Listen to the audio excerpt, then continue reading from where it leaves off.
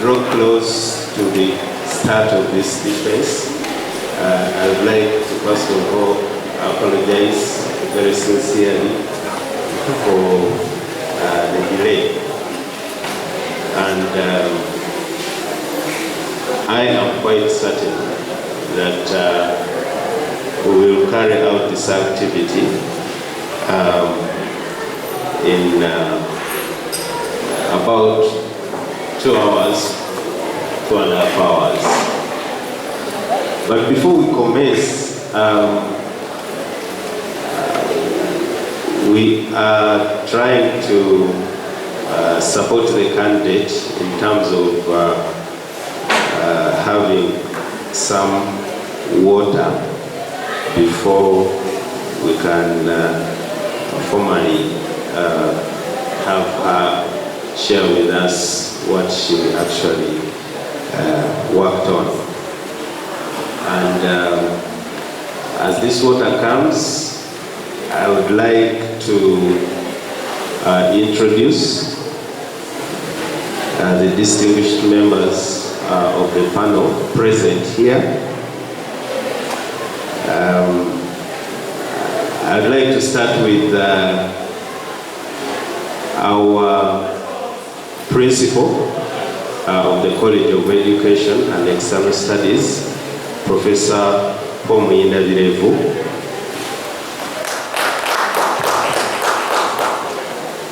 I would also like to introduce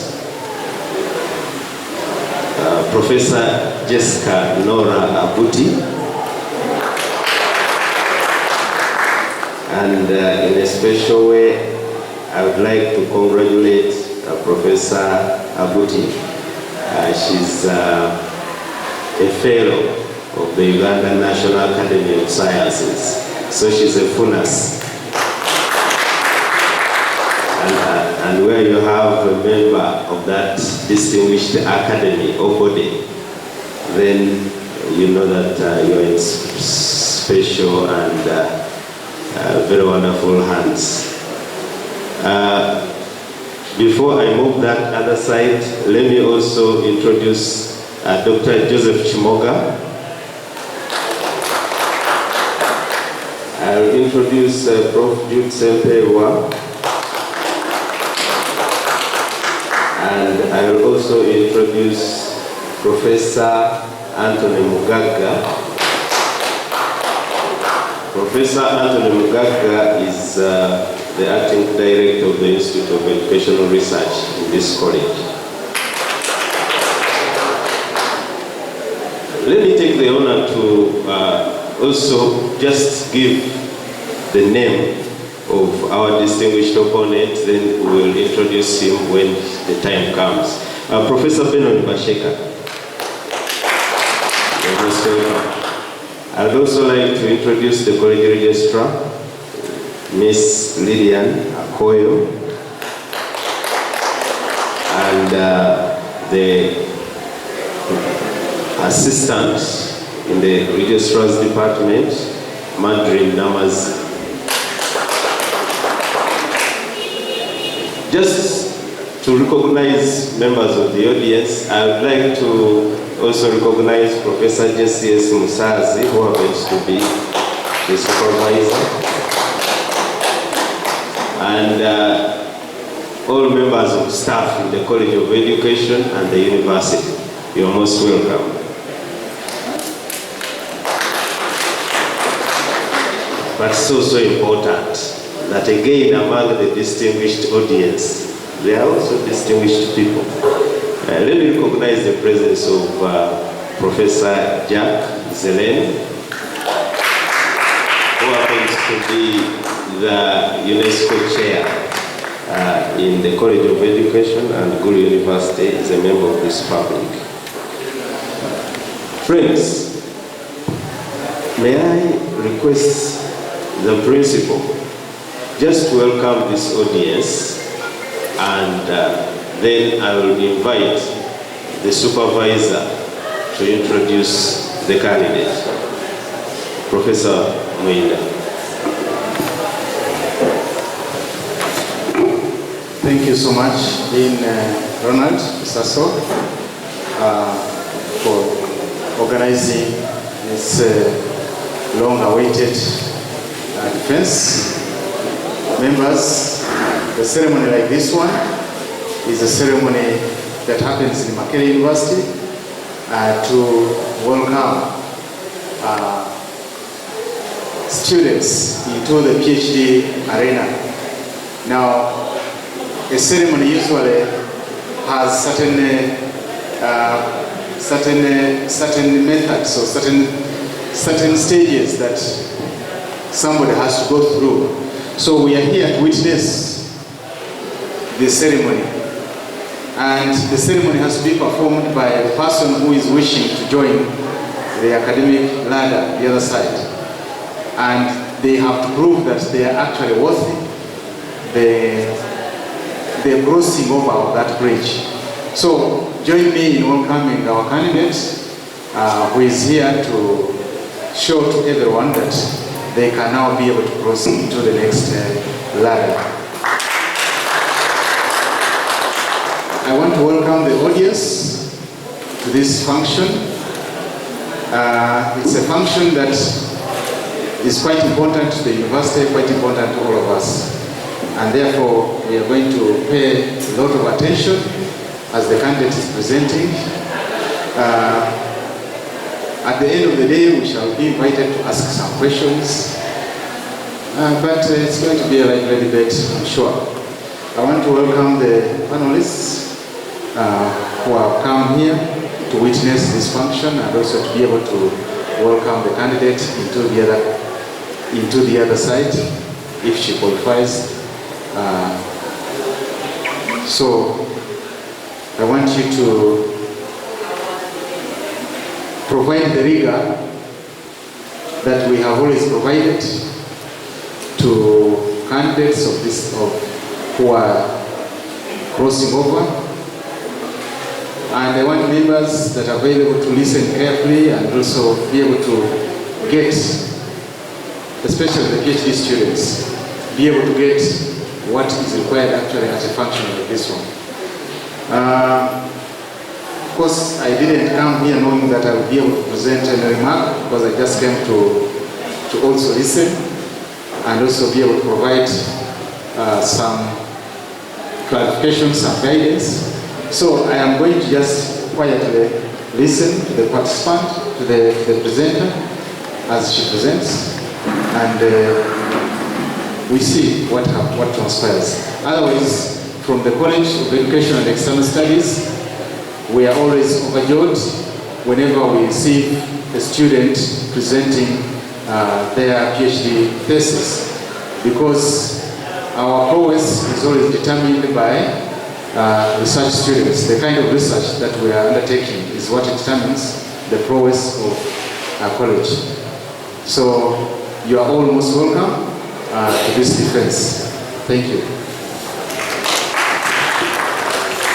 So thank you very much for the welcome remarks. Professor Musaz, kindly introduce the candidate in about 3-4 minutes, and then we can commence the defense. Fellow participants, this is an exercise in knowledge generation. It always reminds me of one prophet, and that prophet, peace be upon him, is Muhammad.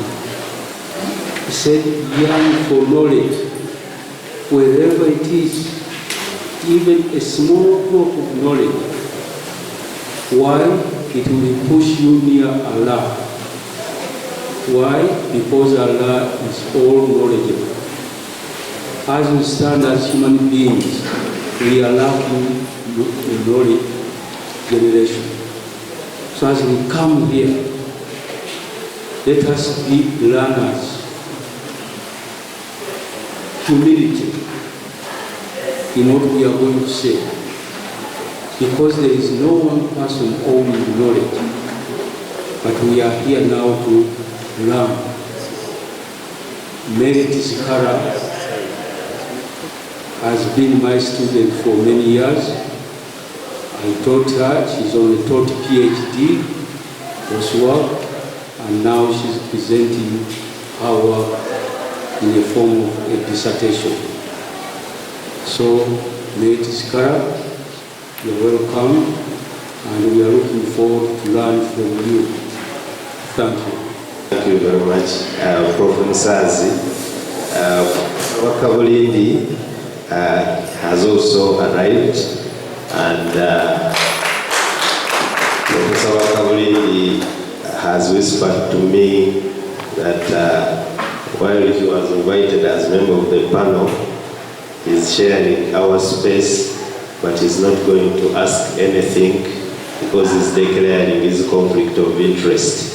And therefore, we must clap for that as well. He's saying he has been part of this process, especially to see a certain stage towards where we are now. Maybe the water has come. And you will have between 30 to 40 minutes to share with this audience your work. And it's from that point that we will now move to the distinguished opponent and other members of the panel. So Mary, the floor is yours. Welcome. Thank you, Dean. Good morning, everybody. I'm sorry I have a sore throat, but I hope I'll be able to communicate. So you'll bear with me. And without further delay, I wish to share with you my findings on the topic of human resource management practices and employee job satisfaction in Makerere University. And at the beginning, past researchers have researched about Makerere University, and they have found some issues to do with the job satisfaction, and they have defined it in different ways. But for this study, I found the definition of Martins and Prowenka very elaborate, and according to Martins and Prowenka, which I adopted, job satisfaction is on employees naturally in an organization, and it's about an employee feeling of being busy, having opportunities for personal growth, being happy with supervisors, feeling competent in making decisions, feeling consistent with own conscience, being stable in employment, satisfaction with pay and working conditions, and feeling accomplished.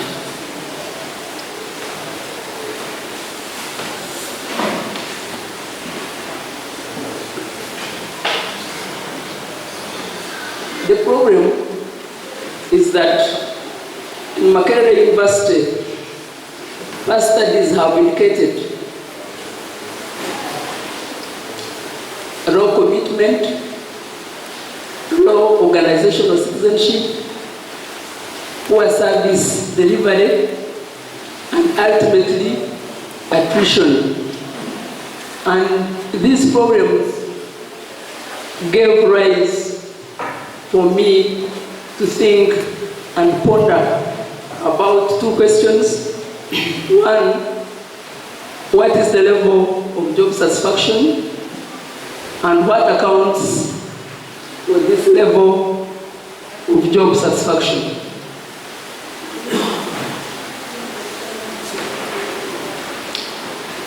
Three theories speak these questions. The first one is the psychological contract theory, then the social exchange theory, and organizational support theory. The psychological contract theory states that human resource practices are part of the exchanges employees expect from employers in a reciprocal relationship. And the social exchange theory suggests that exchanges such as satisfying human resource practices are reciprocated by employees with job satisfaction. And the organizational support theory suggests that good human resource practices are reciprocated with increased job satisfaction. And all theories together point to the fact that when employees do certain things to employees, it results in job satisfaction. And according to this study, the things the study was interested in are called human resource practices. And these practices are shown in the model, the conceptual framework before you.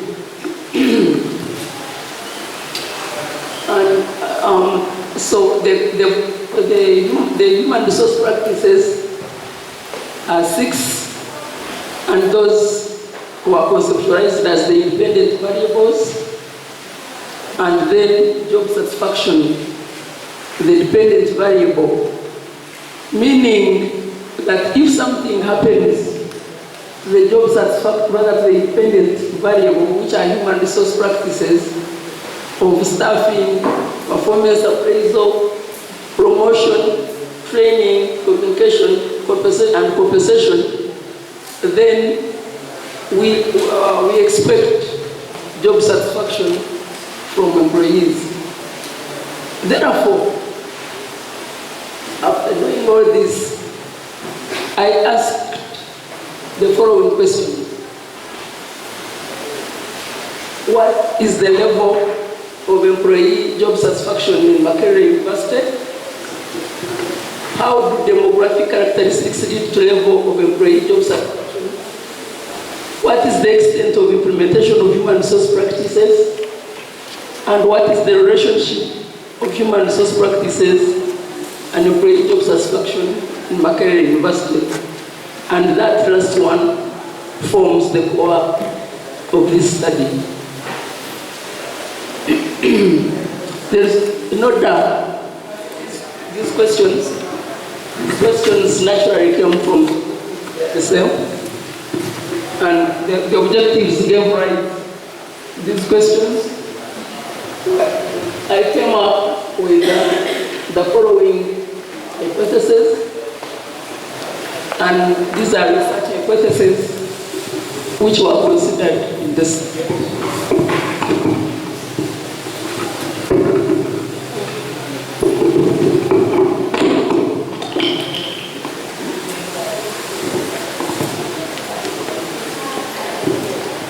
That age leads to differences in employee job satisfaction. Sex leads to differences in employee job satisfaction. Length of service leads to differences in employee job satisfaction. Salary scale leads to differences in employee job satisfaction. And that there is a significant positive relationship. Significant is missing, but all of them, that there is a significant positive relationship between staffing practices and job satisfaction. There is a significant positive relationship between performance appraisal and job satisfaction. Promotion has a positive relationship, a positive significant relationship with job satisfaction. There is a positive significant relationship between training and job satisfaction. There is a positive significant relationship between communication and job satisfaction. and there is a positive, significant relationship between compensation and job satisfaction.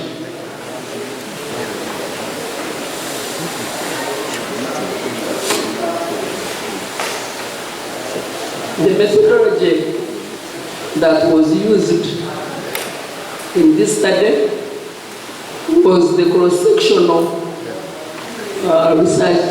survey research design.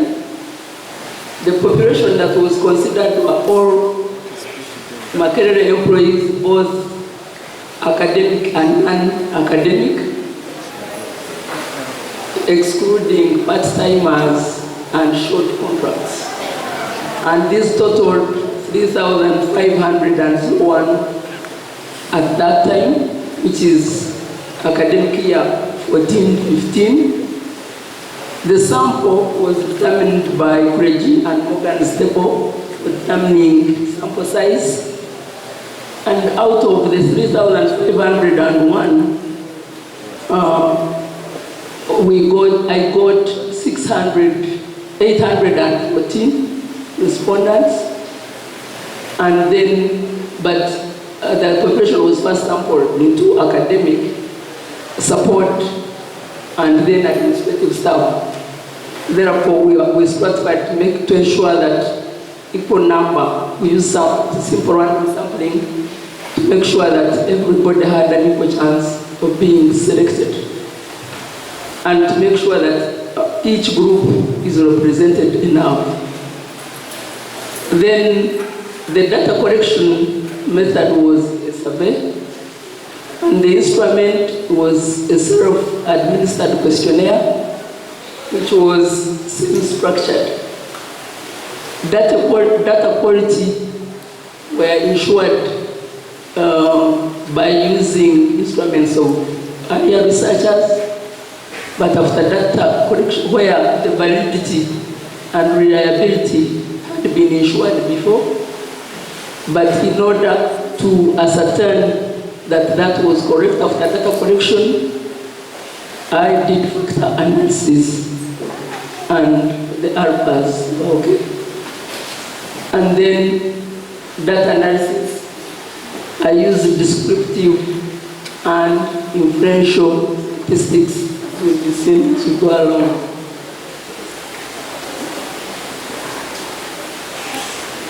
Now, according to what we're finding out, this, as I talked about, level of job satisfaction, job satisfaction itself was the DV, the dependent variable. And on the dependent variable, we put 15 questions to employees of the university. And when you look at the mean, before that, I used the Likert scale with 5 options. SD stands for strongly disagree. D stands for disagree. FA, which is middle, stands for fairly agree. A stands for agree. And SA stands for strongly agree. So when you look at the highest mean, which is close to 4, which is close to agree, is that my work in this university is meaningful. My work in this university is compatible with my educational background. I have enjoyable relationships with my colleagues. My contribution in this unit in the university is recognized. And the means were high, and according to our code, they tended towards agree. And when you look at the working conditions in this university, we put it the employees whether the working conditions were conducive, and the results show for themselves. And it is just 2.8, and it is close to FA's fair agree, between the disagree and fair agree. So it's in the middle. So the working conditions are just fair are there. Overall, the mean was moderate. If you look at everything, we look at 3, 3, 3, we look at 3, 2.8, 2.8, 3.5, 3, and that is our code, FA, which is fairly agreed, showing us that it was moderate. The second question was about the level of job satisfaction by demographic characteristics, and the background characteristics which were found important in the study were age, sex, years of service, salary, and those indeed are the first 4 hypotheses. And we took age as below 30, 30, 39, 40, 49, 50, 59, and 60 and above. Sex was female and male. Years of service was 1 to 9, 10 to 15, and above 15. And then the salary scale was the way Makerere salary scales are structured, from 1 to M2, which is the top administrative ladder, M3 to M5, which is the professorial and senior lecturers, M6 to M10, where the lecturers, assistant lecturers, and where the senior staff, actually, that is where the scale, where the senior staff ends.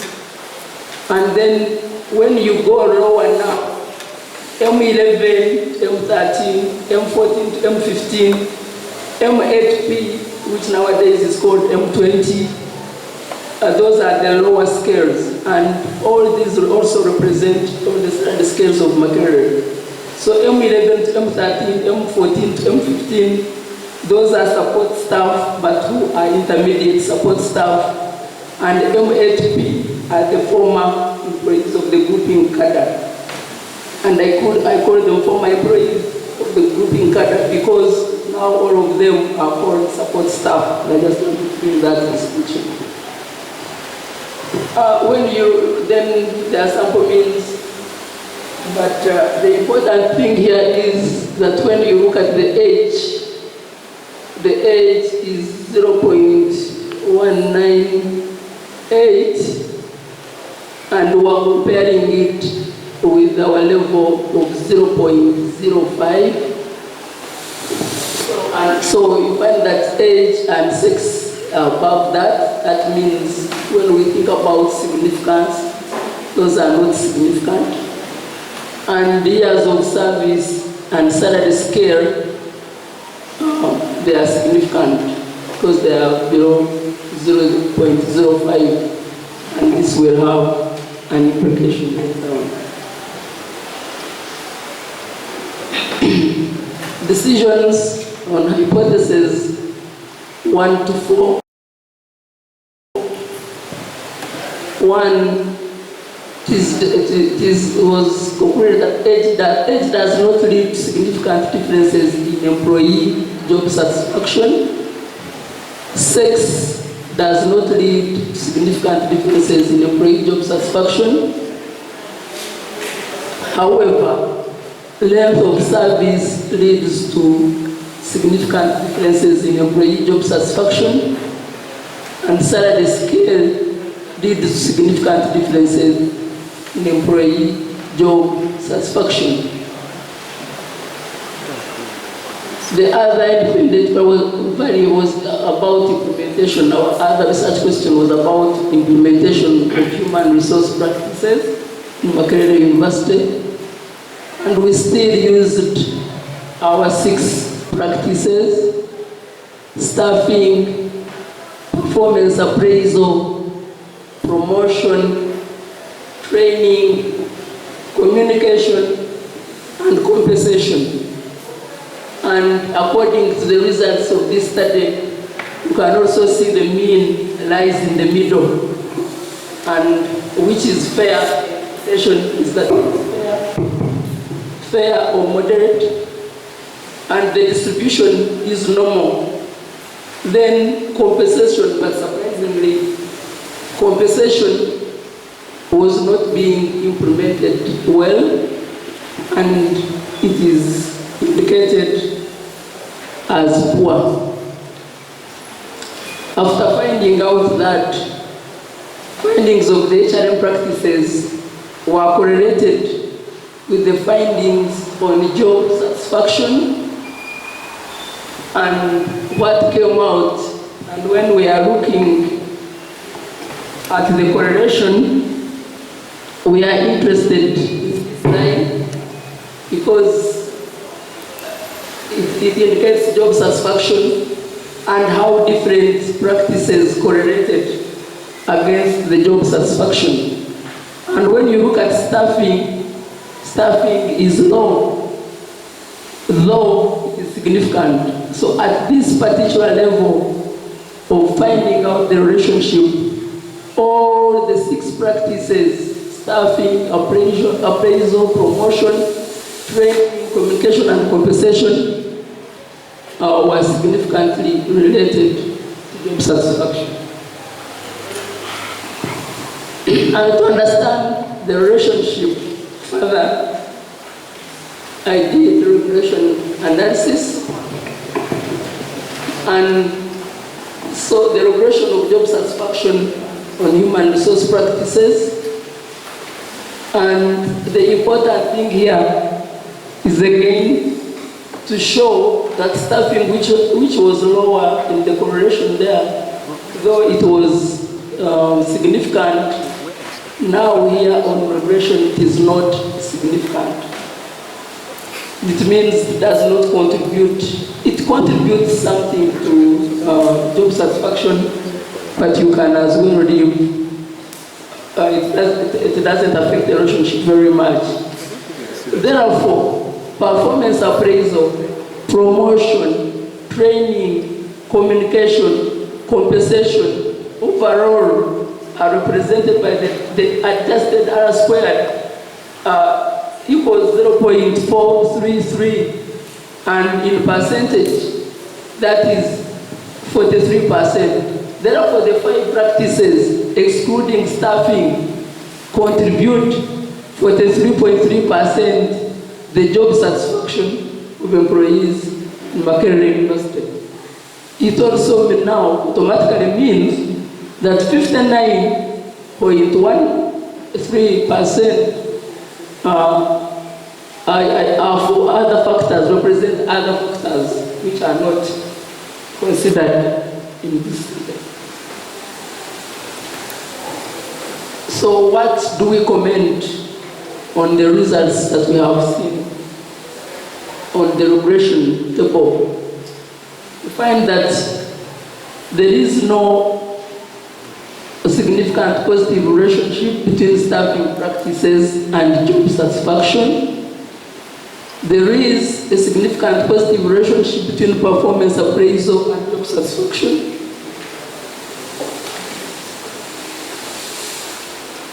Promotion has a significant positive relationship with the job satisfaction.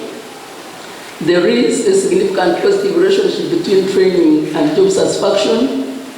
There is a significant positive relationship between communication and job satisfaction. And there is a significant positive relationship between compensation and job satisfaction.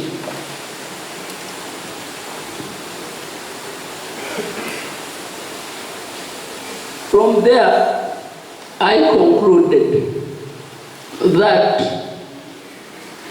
job satisfaction at Makerere is moderate.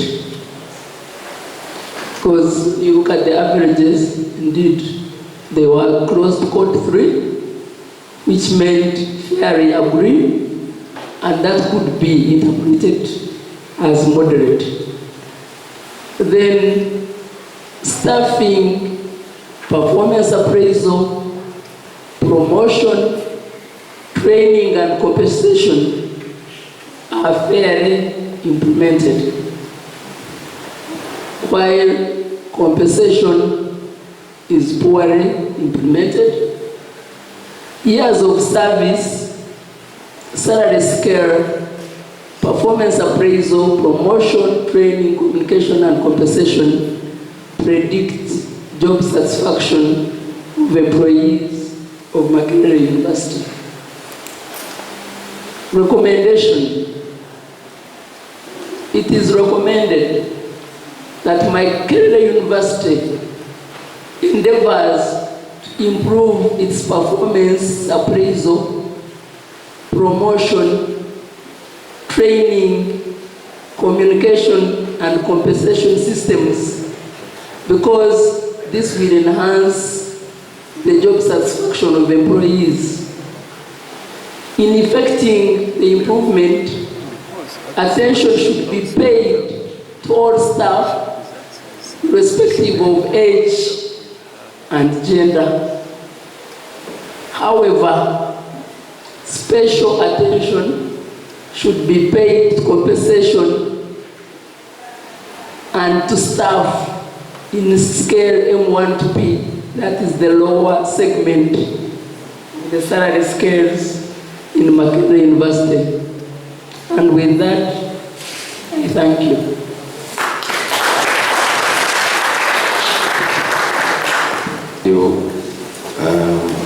Miss Mary TIZIKARA, for sharing with us your work. Friends, it takes the brave to share your work. Therefore, I would like to humbly invite the audience to give her another one.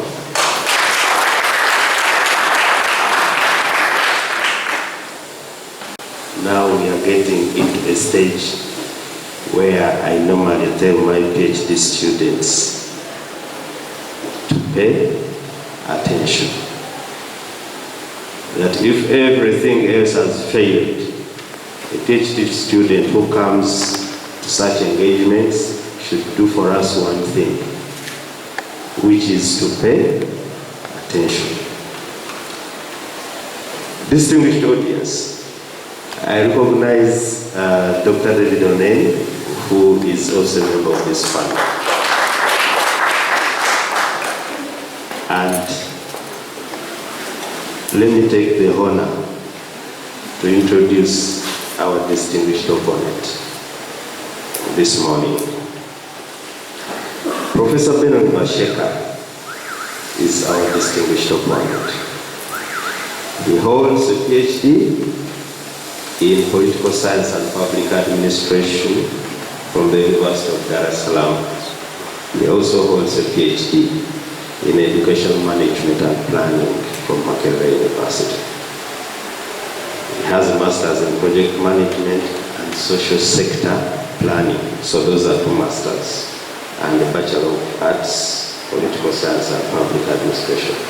He's also a visiting professor at the University of Johannesburg, in the School of Governance and Management, and also a visiting professor at the University of Limpopo.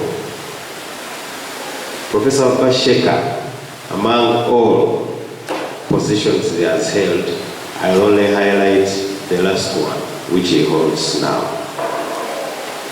He's the Vice Chancellor of Uganda Technology and Management University.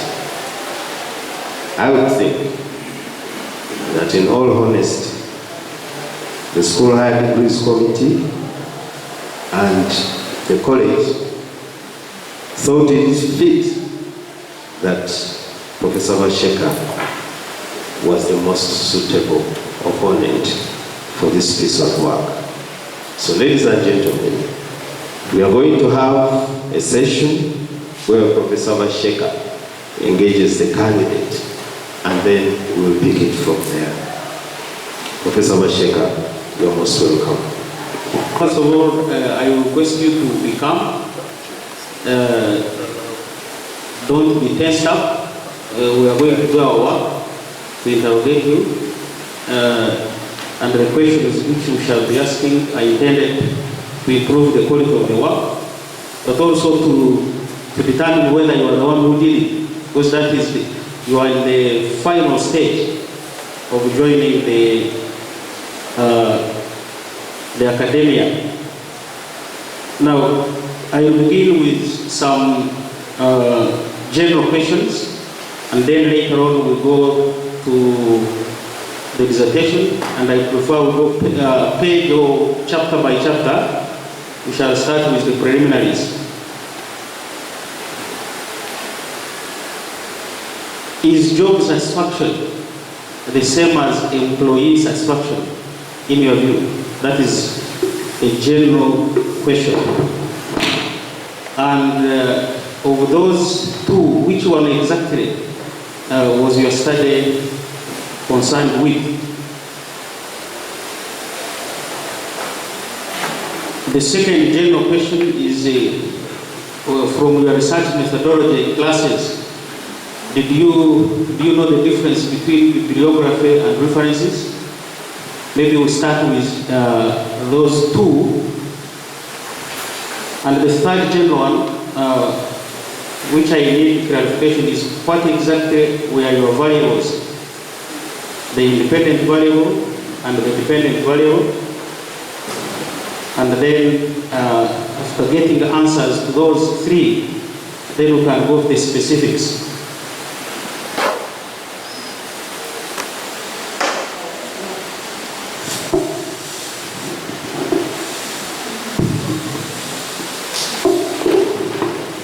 The study was about employee job satisfaction, not just employee satisfaction. It is on employee satisfaction? Employee job satisfaction. So are those two the terms, job satisfaction and employee satisfaction, the same? No, or they are different? I think they are different because employee satisfaction, you can be satisfied with anything else which is outside the job. But when I call it employee job satisfaction, I'm thinking about an employee in interacting with the organization in the work environment. Okay, I will come back to that. The second one? The second one, bibliography, is all the work, the literature you have read, and which you don't have to reference something, but you have read, so it's not, but it can help you when you are developing arguments. And references are exactly what you have read and what you have used in the study. So for those two, which one did you use? References.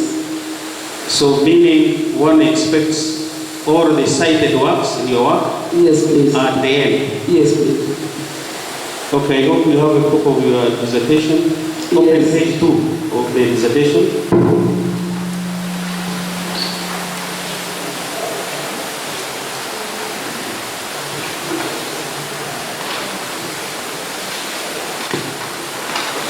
How many citations did you make on that page? Alone, page 1, page 2.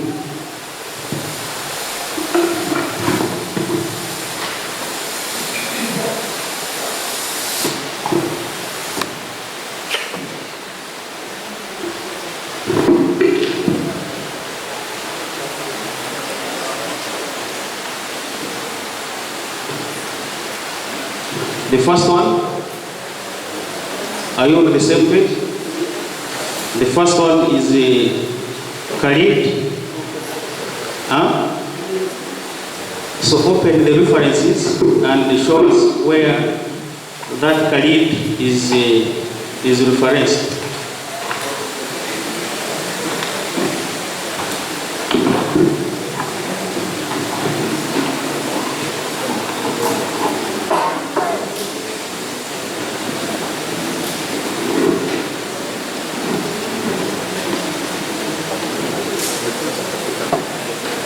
You have reached there? It should be easy because they are in alphabetical order. So we go in the letter K and check whether Khalid is there.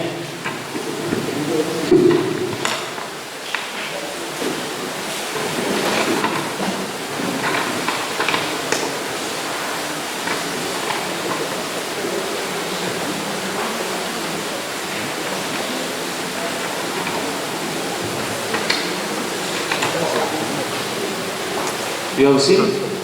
There are some details I want from that reference. Have you seen it? Huh? You have not seen it.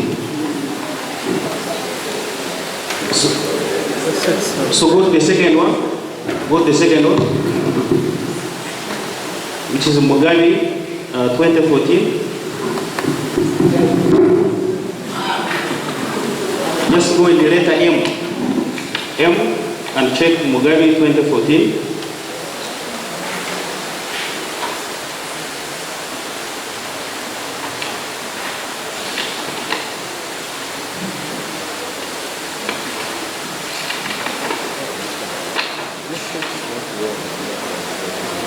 You have seen? Okay, check the nearest. Mamdan 207. Mamdan, you have seen it? 207.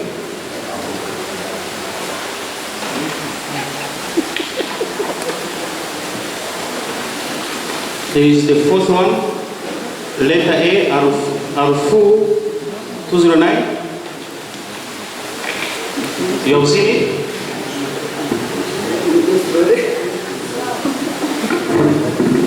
It should be easy because they are arranged in alphabetical order.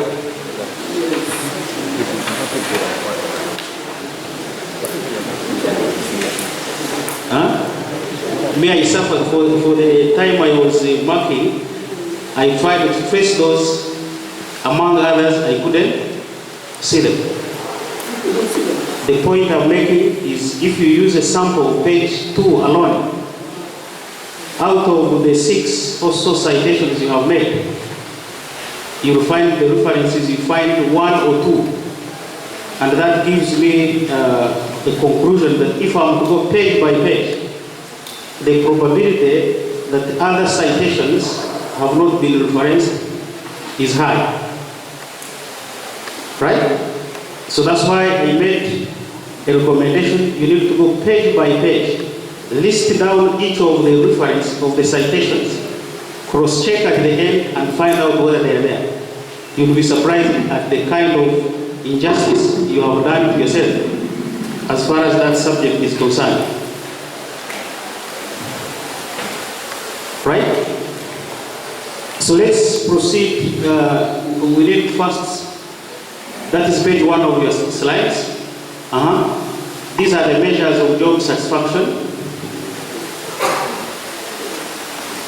Over these 8, which one did you focus on as the measures of employee job satisfaction? Of the 8.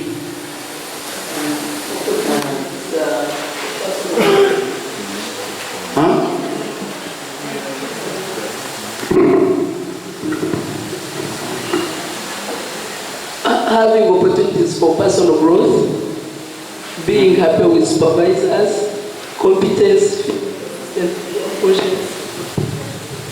being stable. I used most of them. So go to the second slide.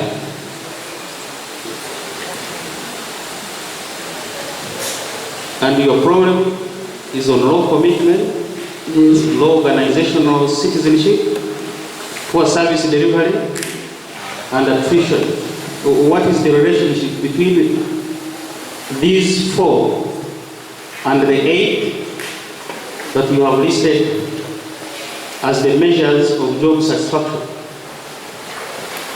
And relatedly, if one went to the conceptual framework or the questionnaire, the measures, would we find the indicators you have mentioned as the ones that you actually assess?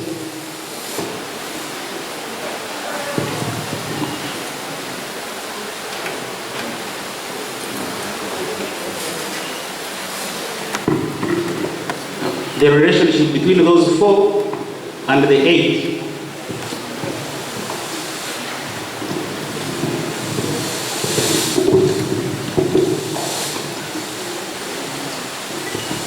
Yeah, the problem the low commitment to organizational citizenship, poor service delivery, and attrition. Yeah, when you go to the questionnaire, yeah, the questionnaire takes care of this. These are the ones in the questionnaire. Yes. So would I be right if I said in your problem statement, you should have concentrated on this? Not what the four you have mentioned. What is the relevance of the four you have emphasized in the problem statement, and not the measures of employee job satisfaction that you were concerned with?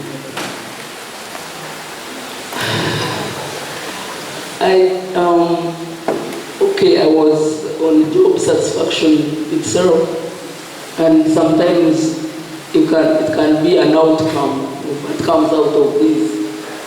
For instance, if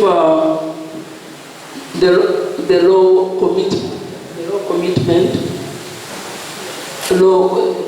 the problem, the poor service delivery, and when you feel busy, when you're feeling busy, it means now when there is low commitment, it affects the feelings of this, because job satisfaction is an attitude, and it comes out from what you have subjected to an employee. Then when these ones are not being done, then it brings itself out in the outcome is low commitment, is this. So when you do this, the employee, this shows that somebody is happy and is satisfied. And when in the absence of these, then you get those four. Yes. So in your conceptual framework, is there where you have illustrated these as the outcome variables of your study? Because you earlier on said your independent variable was the human resource practices, yeah? Yes. And then there is job satisfaction. Do you think there is a need for another circle, since you are in love with circles only? But do you think there is another circle, a need for another circle? Huh? That if the other 8 elements are under job satisfaction, then there should be another circle indicating the outcomes, the four you have mentioned. I will consult my supervisors and we'll see how to prove that. No, the supervisor did his work a long time ago. It is now your work. Yes, now my work, but sometimes to keep finding out, because to improve the work, I need to consult them again. You need to take a stand yourself as a student. Yes, I need, but I will seek for assistance. Do you think there is a logic in what we are arguing? Yes, I can get it. You had another variable, since you have indicated that diagram, let's finish it. Yes. You had another variable where you presented the results called employee characteristics. Yes, please. What name do you give that variable? Background characteristics. Background characteristics. Yes, please. So, is it appropriate, do you think, before these independent variables, there could be another circle? Maybe as one which may affect the relationship. Which as a controlling variable, maybe. The predecessor variables, they are predecessor variables. Before, then you are saying they interact with the independent variables, and the independent variables interact with the job satisfaction, which is the dependent variable, and we have said they lead to other variables. So in your conceptualization, take into account, because you have demonstrated substantially that you carried out, we collected a lot of findings on those characteristics, and they should be illustrated. So there were 6 human resource practices that you assessed. Yes, please. Now, if I go in the objectives of the study, would I find these 6 being identified? Yes. So let's go to the objectives of the study.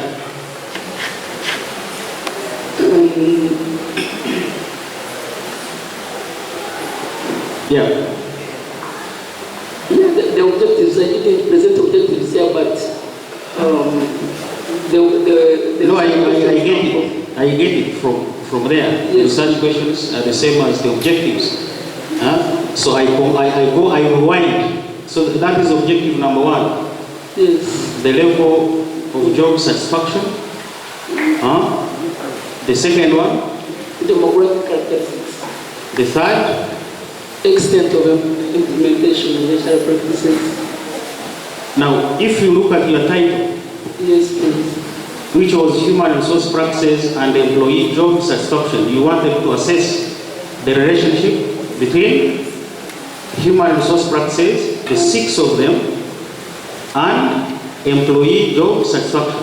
Yes, please. And you have already told us in your conceptual framework there were 6 of those practices.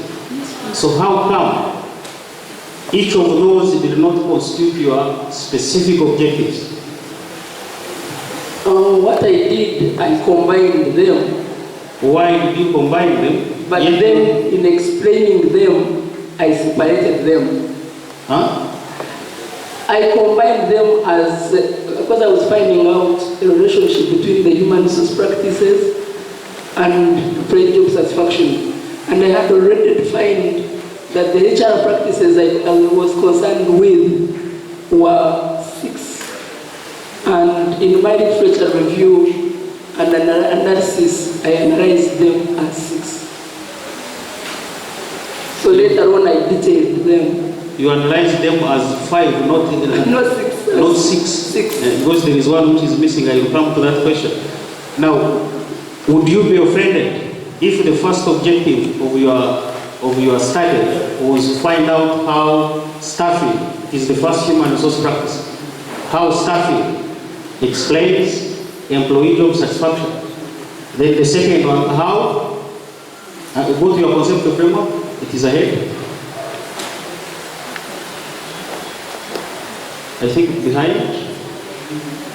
Yeah. These are the 6 human resource practices upon which you have presented the results.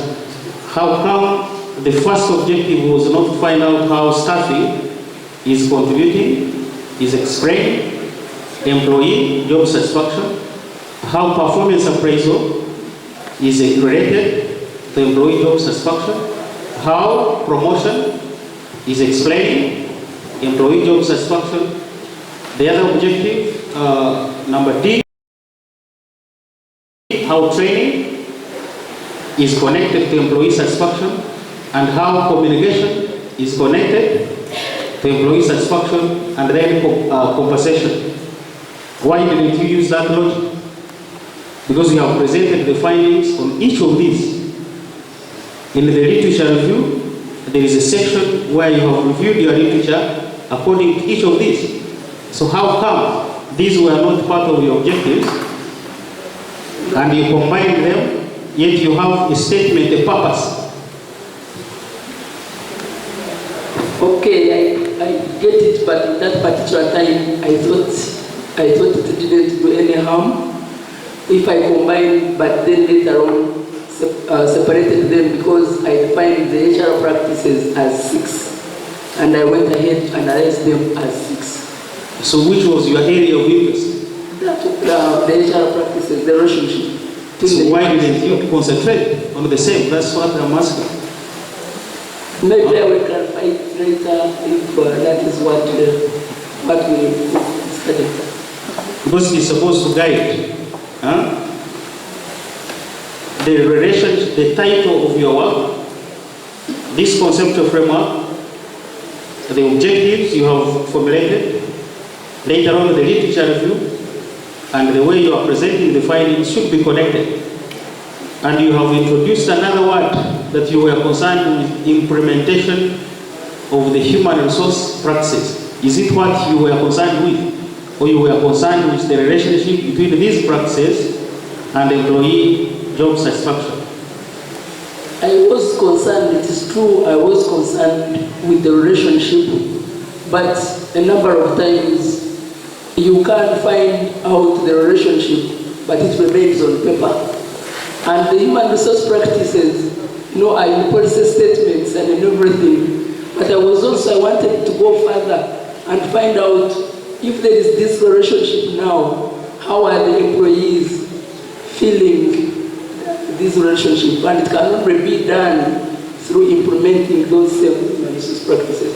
That's how I looked at it. So you wouldn't have established the relationship between them if you had formulated the objectives that way? Would it have been difficult to establish that relationship? It wouldn't have been difficult, but I also wanted it to come out how they implemented. So that it's, the relationship is there. Once it's there, then how do you implement the practices to make sure that you get the job satisfaction praise? So do you see a mismatch between your purpose, your title, your objectives, and the conceptual framework? There is need for harmonizing all those. And that's why when you read the detailed report, I have pointed out how it can be done in a simple way. You don't have to be complex because you are not, there is nothing you are trying to, it is like moving from here, I'm going to one day there, and yes, it is here, I could go through the main gate, but I am going through Kasubi, then I go through town, I go to Ogorobi, I go to industrial area, I come to one day. The fact that you reviewed your literature based on each of these, the fact that you have presented your findings on each of these, directly tells you that that was your area of interest. Those were your objectives. That general number 4, the fourth objective which you have included, is already included in the purpose. Advice is already taken. Okay. So what was your problem? What was your problem statement? State the problem. The problem statement is that despite earlier scholars, people researching on Makerere University,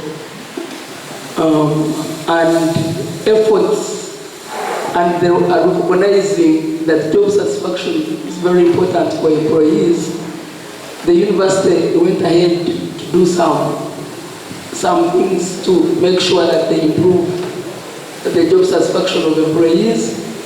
But however, the situation on the ground showed that effort had not been reciprocated, and the job satisfaction or problems, complaints continued, which were akin to job satisfaction, to job dissatisfaction. So do you think your study, the findings you have presented, will reduce those problems you have mentioned? Yes, I believe so. I believe so.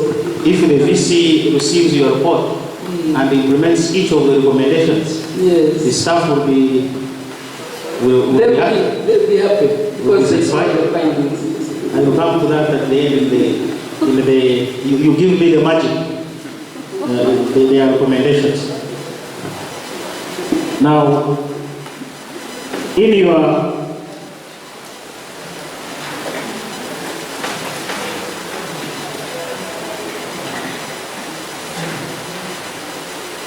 let's go to chapter 2.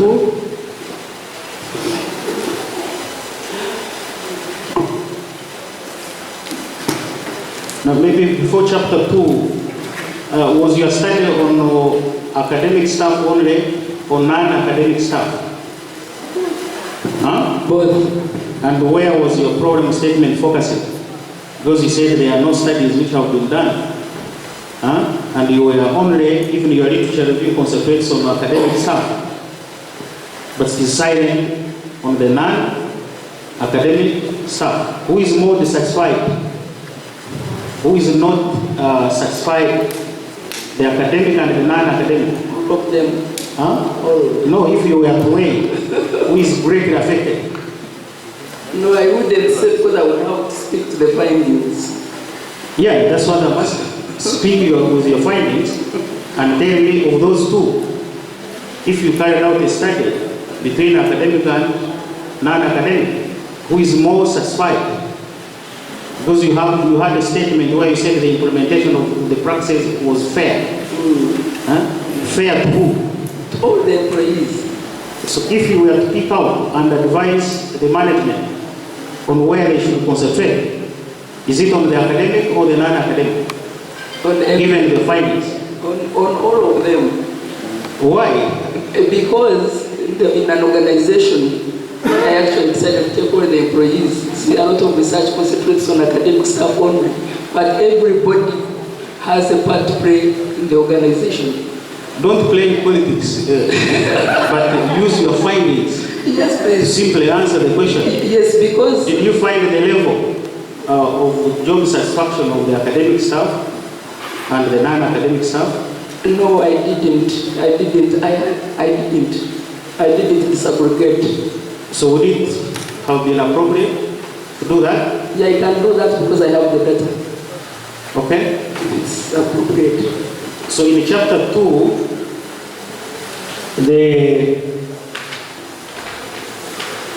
you have presented your literature starting with the demographic characteristics, and that's why I was saying introduce that in the conceptual framework.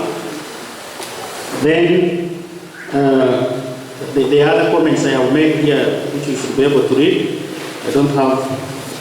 Then the second one should concentrate on these practices and give it more attention. And the third is on job satisfaction, depending on the order.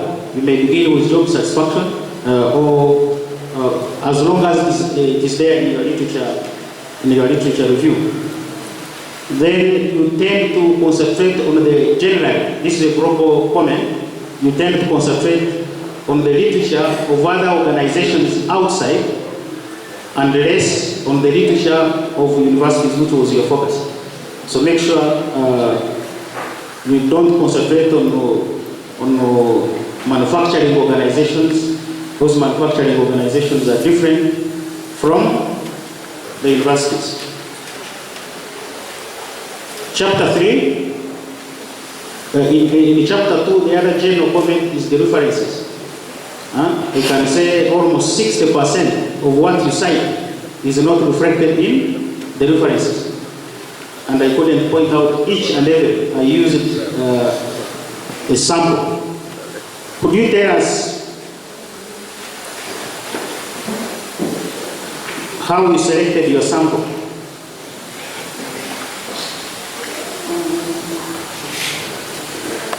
I specified the sample and then later on used the Kanyiginya and Morgan's table. How? Educate us, because we don't know. I don't know how the Kanyiginya and Morgan table works, or stratify the sampling, given your study on academic and non-academic. How did you do it? Yeah, I got the total population, which was 3,500, and then I looked also, according to this, I looked at how many academic staff were there. I divided it into the 3 groups. Academic staff, non-academic staff were into 2 groups, administrative and support staff. Then when I got the number, make sure that everybody, then I used the table. Really, the sampling table for it, it's just there. It shows you if you have this number, if the population is this much, then you will get the sample should be equal to this. It's that I used. Then afterwards I sampled randomly. You did what? I did random sampling to make sure that. So how did you practically do stratifying? You go in a college like this one, you find their academic staff of different ranks, their administrative staff of different ranks, they are males and the females, they are the old, they are the young.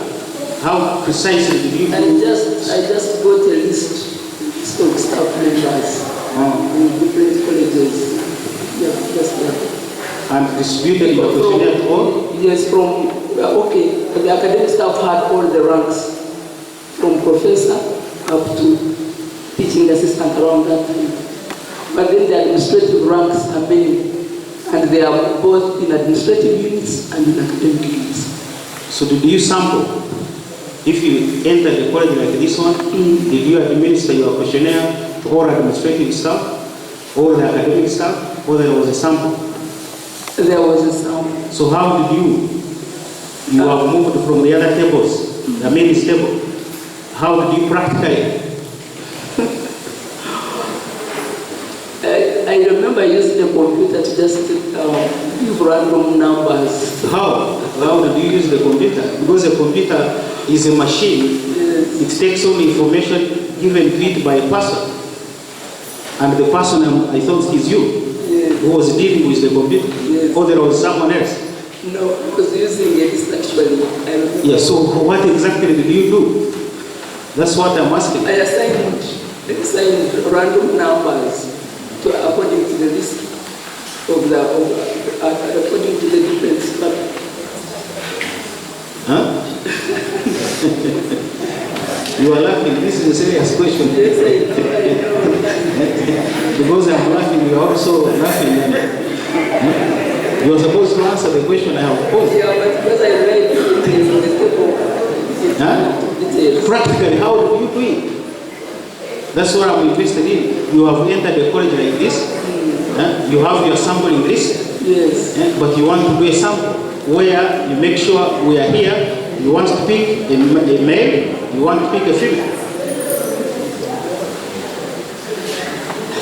How do you apply those random numbers you gave the computer to make sure that they are males and they are females?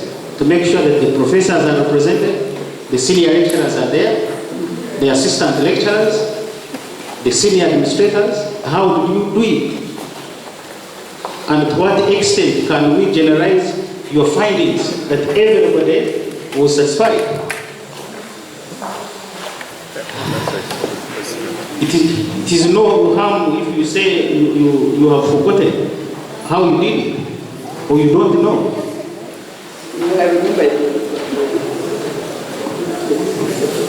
Did you use triangulation in your study? Can one say you use the triangulated approach? And if so, Not quite. so what does that mean? Not quite. Yeah, because I did not use like interviews, focus groups, and whatever.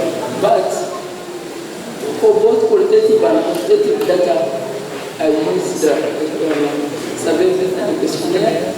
But at the end of every variable, then there was a question which requested respondents to talk about if there was anything more you want to say about the practices. Okay, open page 60. Page 60.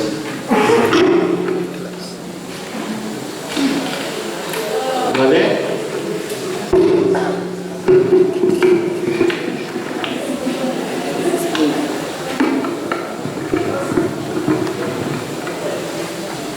You are there? Yes. So there is section 3.1.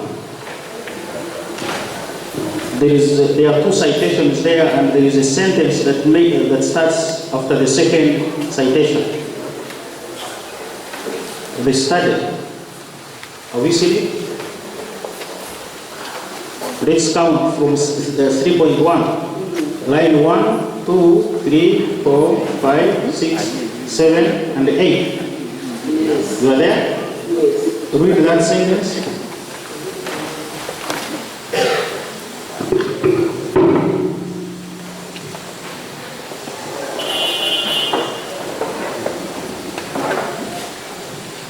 The study adopted mainly quantitative and to some extent Your mic, where you put it? The study adopted mainly the quantitative and the minor extent qualitative. yes, please. If you apportion the percentages, what was the percentage of quantitative and what could be the percentage of qualitative? And did it only apply in a data correction? No, when I was presenting the results also. So why have you used that statement that you used those approaches only in data correction, not in the analysis and not in the presentation? That was another thing. So briefly, give us a story of how you analyze your data, because you presented very interesting statistics. Tell the audience, how did you analyze the data? What steps did you go through to analyze your data? And educate us on those, how you computed the correlations.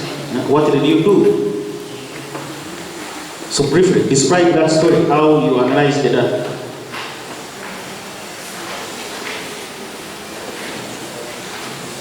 After getting the data, the data was coded. In other words, to make sure it was coded and then put the codes and use the codes to put into the computer. Then I used SPSS for analysis of data. And once the data was, and then the SPSS itself now gives you the end result. For looking for relationships. So how do I, if you recall, I don't know which period it was, how did you exactly go into SPSS? What did you do to generate those statistics, the relationships you have indicated? To generate the relationships, Yes. I used ANOVA. No, you have a computer like that. Huh? Yes. You have corrected your data. Yes. You are interested. You said you have entered the data. And what did you do to generate those statistics? It gives, like SPSS gives a formula. You just keep, you just keep clicking the right buttons, and later on it generates for you percentages, means, and after you've gotten that, now you can be able to analyze. It gives you the end product. So you can close your eyes, touch the computer, and then say, give me the correlation? No. No, you use the computer, really, it has programs. You tell the program and then it will give you the relationship. So you don't remember any program that you use it in SPSS? Because it should be fresh in your mind. It should be fresh in your mind if you did the analysis. You should at least be recording that, yes, there is a button as you are holding it, that I touched this one, then I fed in this. I asked it, give me this. That story you should be able to tell. Did you analyze the data? Yes, but I analyzed it with my supervisors. They were showing me what to do. We were doing it together because they were showing me what to do. I was around. So did you learn if they were showing you what to do? Yes, now if I went back to the space, I would do it myself. Because I was there with them as we did the data. If we opened the space there and I said, run a correlation, you can do it? Random correlation? No, if I said open your data set there and project, and I said, okay, click here, give us the correlation, can you do it? Yes. Huh? My friend,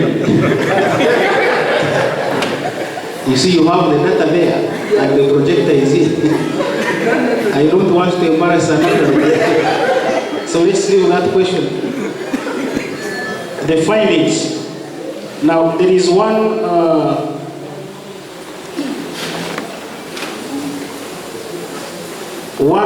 human resource practice, the sixth one, does not have the findings. Why? Where have you presented those findings? Take us to that page. There is one human resource practice which does not have the findings.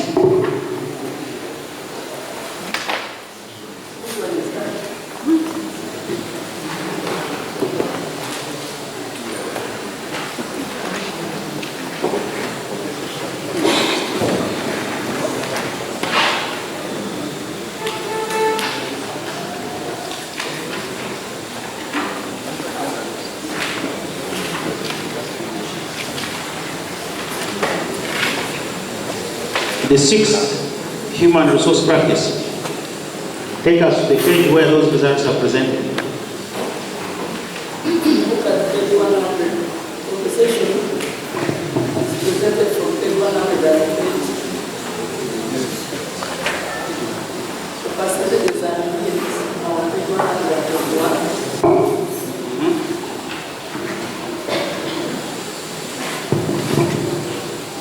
Both page 127.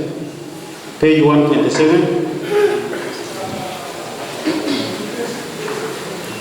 Where are the results of the 6? Because you were presenting them objective of practice by practice.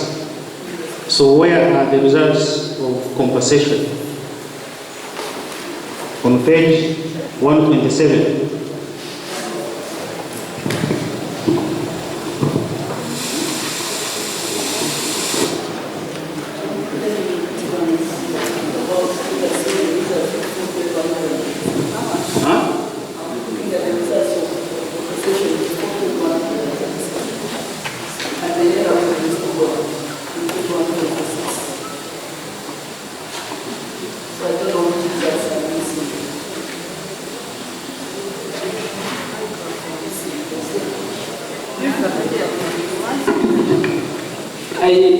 I present, all the results are presented from page 120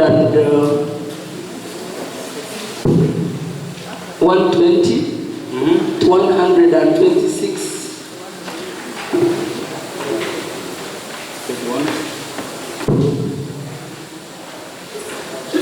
So I'm not sure which ones in compensation which I missed, because it ends up in a histogram.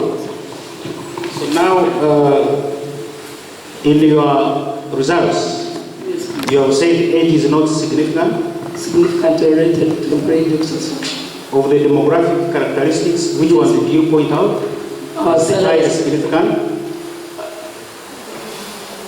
the salary scale and years of service.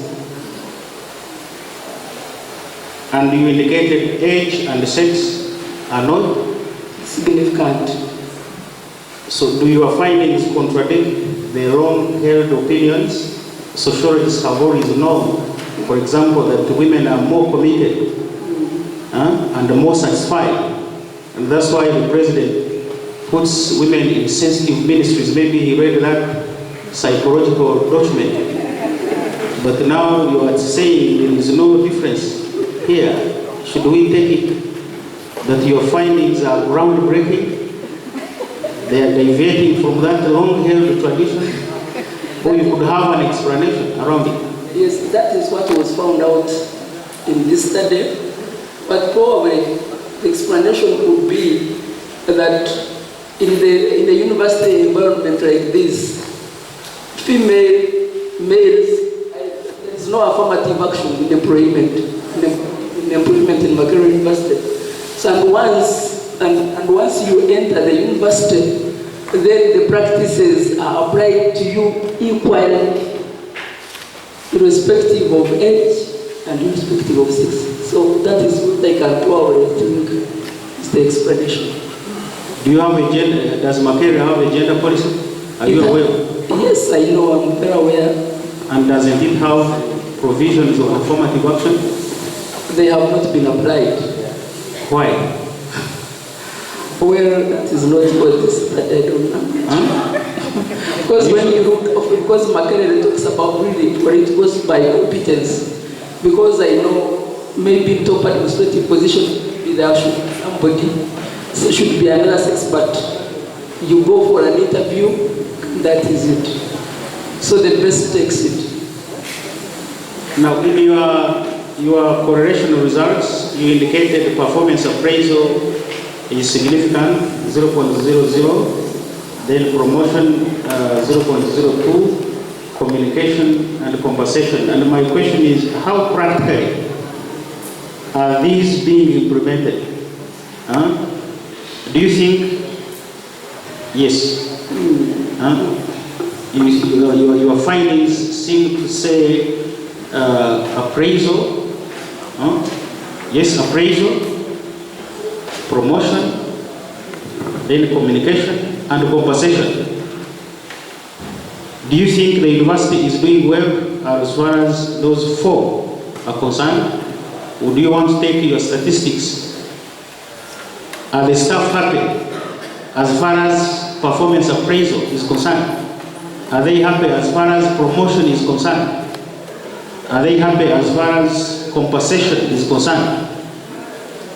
Yeah, it's moderate. The satisfaction level is moderate. It means that these are being carried out, but they need improvement. But they are not as low as we thought when I started the study.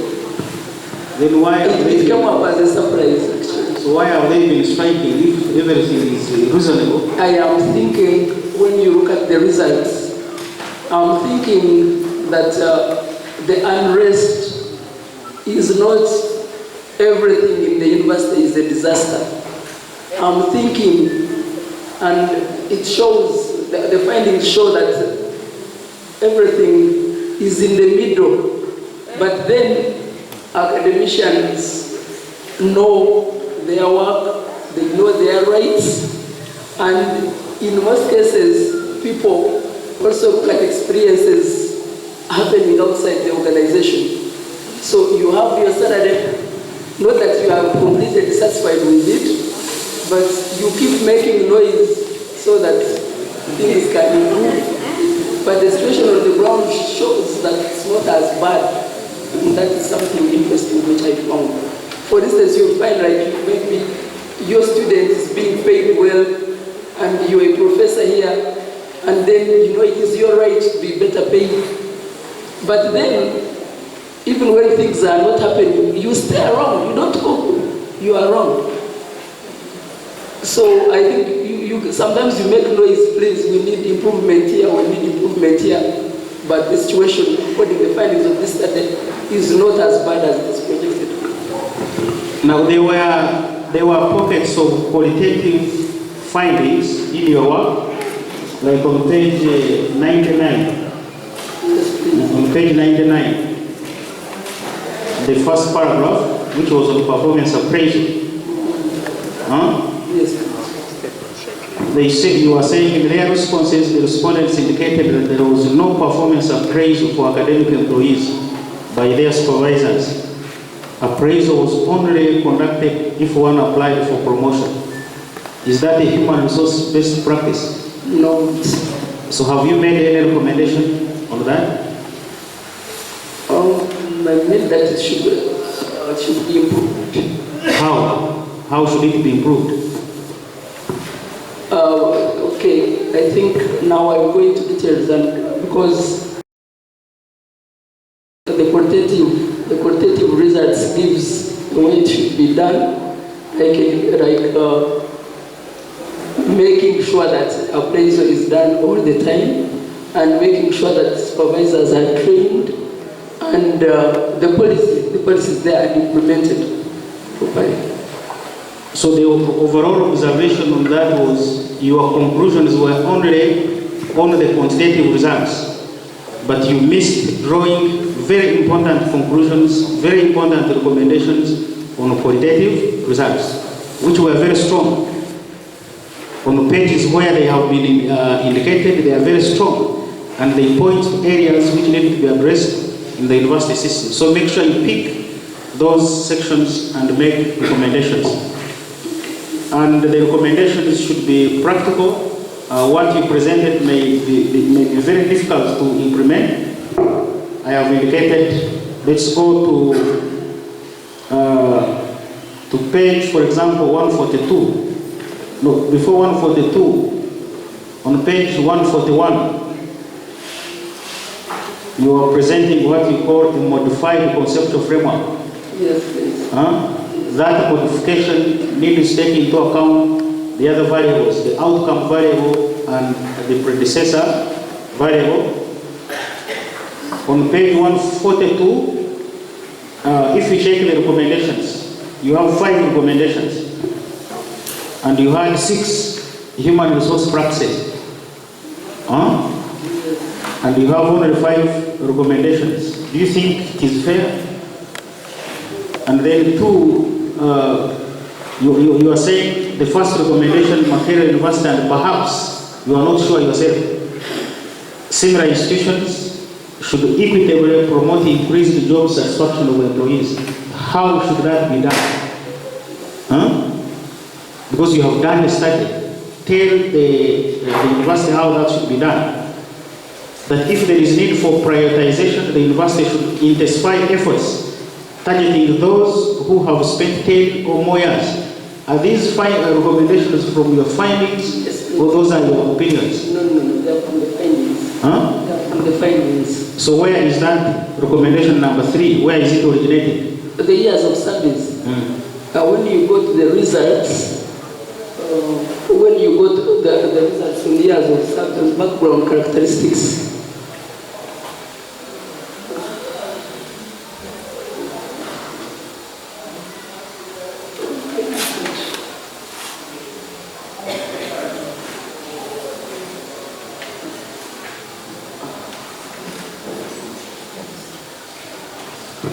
yes, when you go to years of service, background characteristics, you find that years 1 to 9, when you look at the mean, years 1 to 9 is 3.16, 10 to 15 is 2.91, and above 15, 3.01. So they seem to indicate that the ones of 1 up to 9, if you have entered the organization, I think you're still getting used to the organization. But once you stay longer, and indeed things are not happening like we have seen, then dissatisfaction starts creeping in.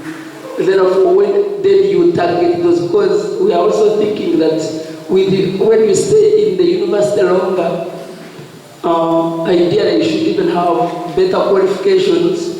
And you keep expectant as you get more qualifications and all that. And if you expect and nothing happens, then you reach a point and you're dissatisfied.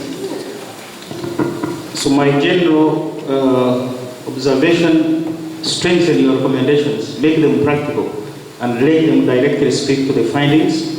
Is compensation only done by government in Makerere? Compensation. Is it only the responsibility of government as far as Makerere is concerned? You have said the government should intensify efforts to effectively improve compensation. Yes, because public universities, they get money from the consolidated fund.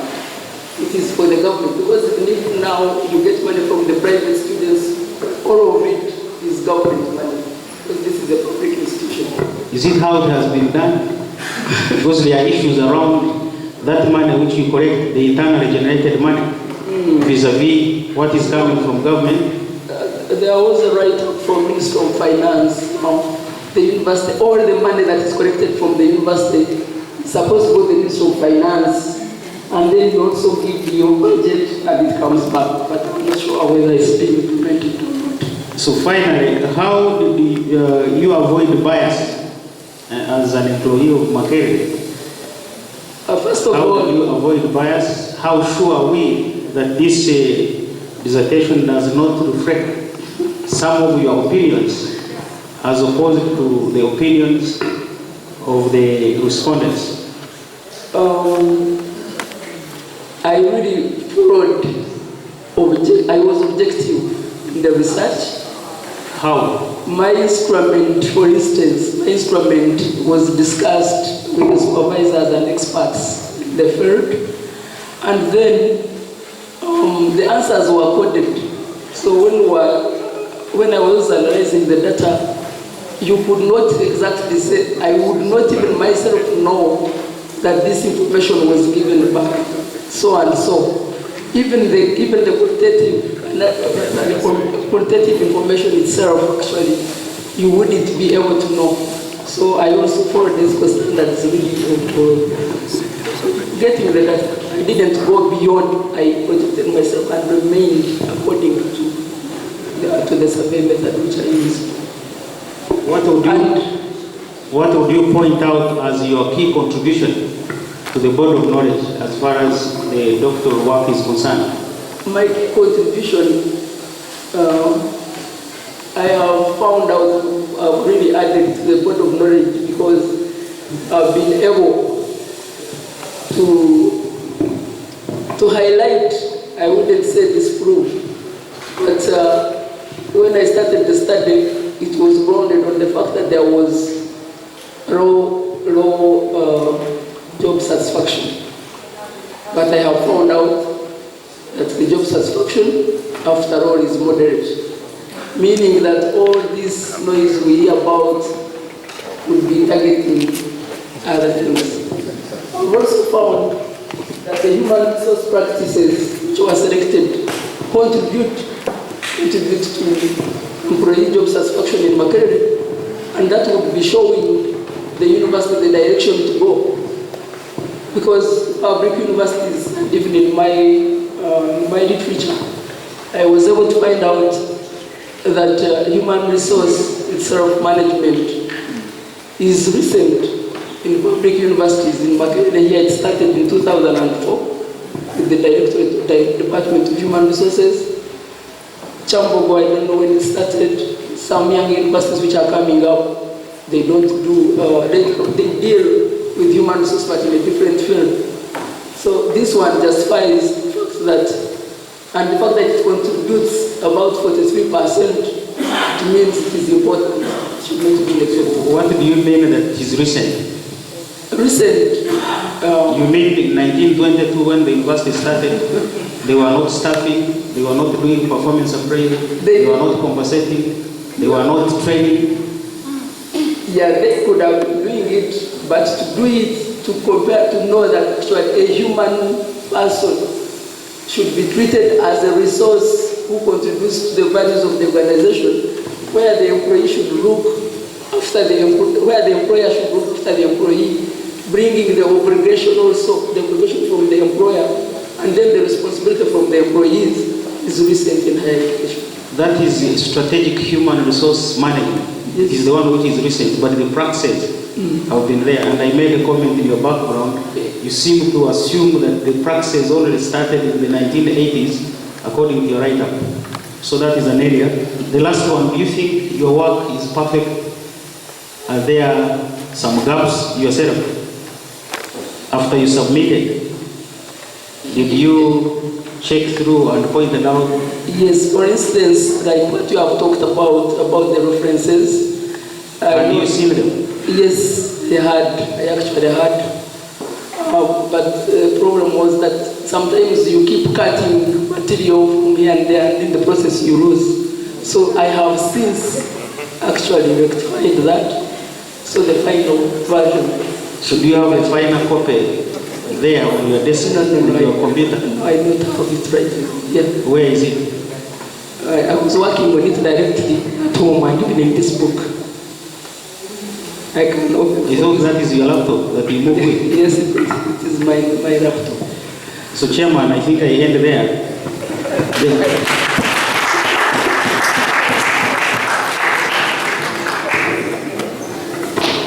I think I do not need to request for another one.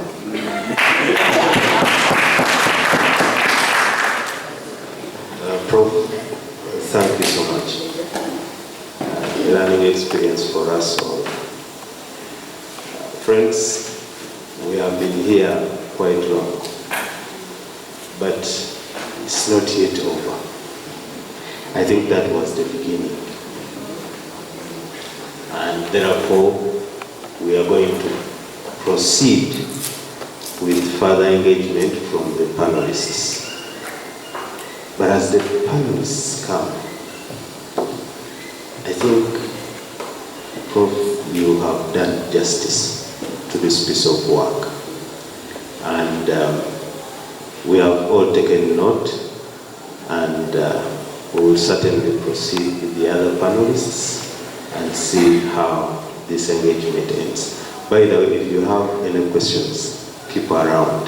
There is a segment for the public. I would like now to invite Professor Jessica Aguti to engage the candidate. Professor Abuti. Thank you, Dean. Thank you, Mary TIZIKARA, for your work and for sharing your story with us. Professor Basheka, thank you for what you have done. You've made it easier for me at least, because there are things questions I had, but which you have already raised, so I will not be repeating those questions. Let me start by making some general remarks. I think to deal with the issue of missing references and misstatements and some of those errors, it will do us all good for this work to be proofread once again and edited, so that because if it's going to be public, you don't want to submit it with some of those obvious errors. And I also hope that when you do the final edition, you do take advantage of the formatting opportunities that Microsoft Word offers to make your work much more organized and much more stylistic and appealing to the readers. The first concern I have, which the opponent did touch, but I think I needed a little more clarification on. You talk about, in the literature, you talk about there being a gap, a knowledge gap with regard to research on job satisfaction of non-academic staff. And I'm just intrigued as to why, despite having identified that gap, you decided to investigate both academic and non-academic, and then to focus seemingly so much more on the academic in your data presentation and in your data analysis. Chair, should I ask all my questions?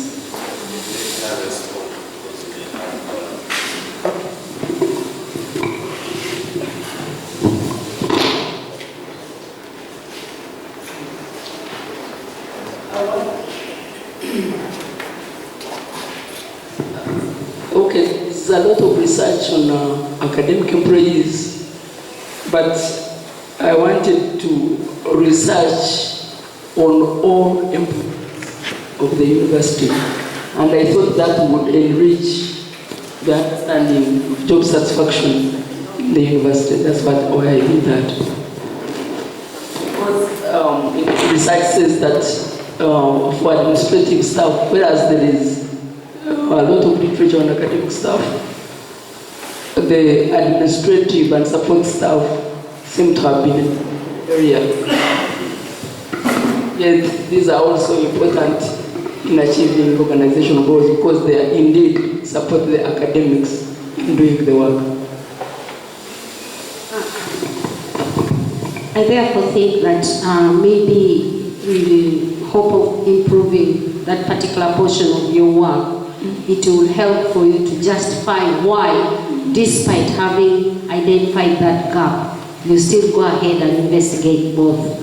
Because otherwise, I read that and I said, okay, so I'm going to read about non-academic staff. And then I discovered I was reading on both of the staff categories. The second question I have is more of a comment, really.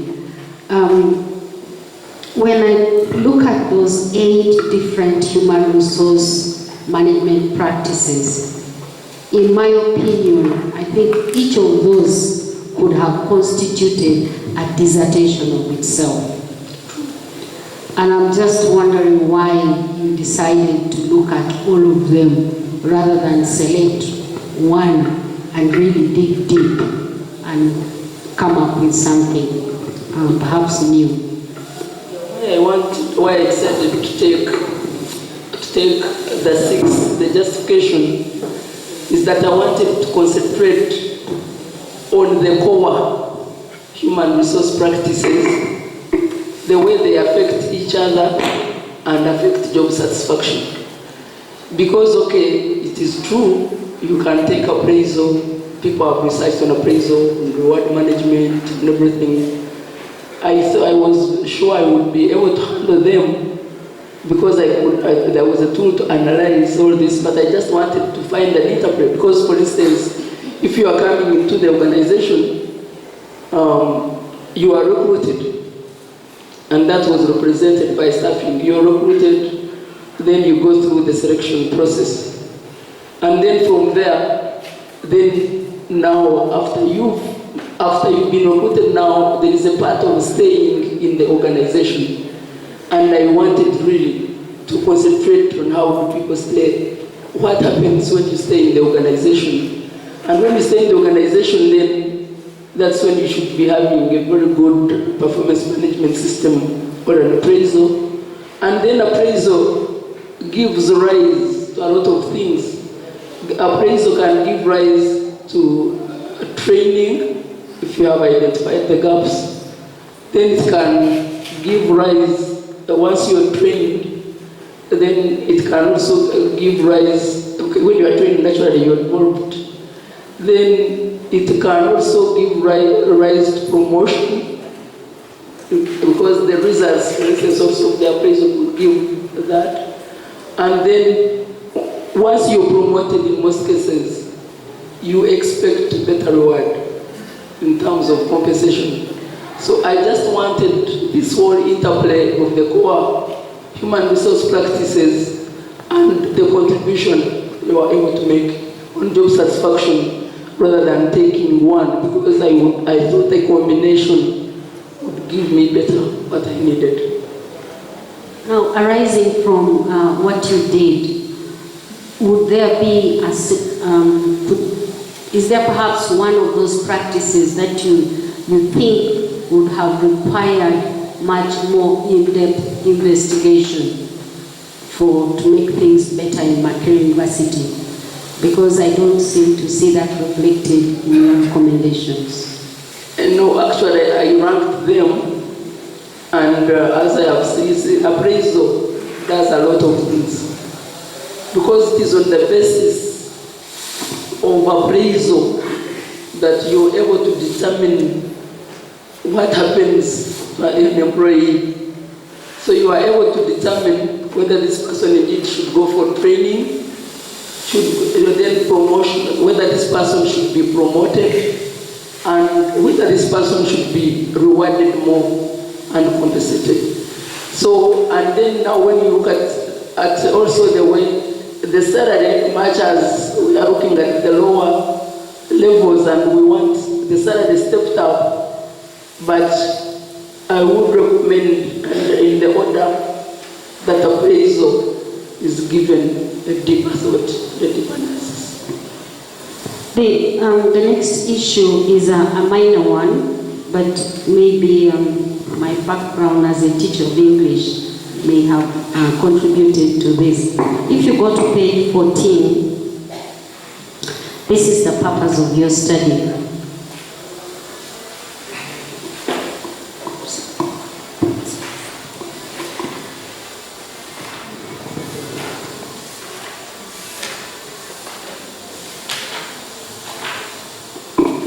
Page 14, the purpose of your study.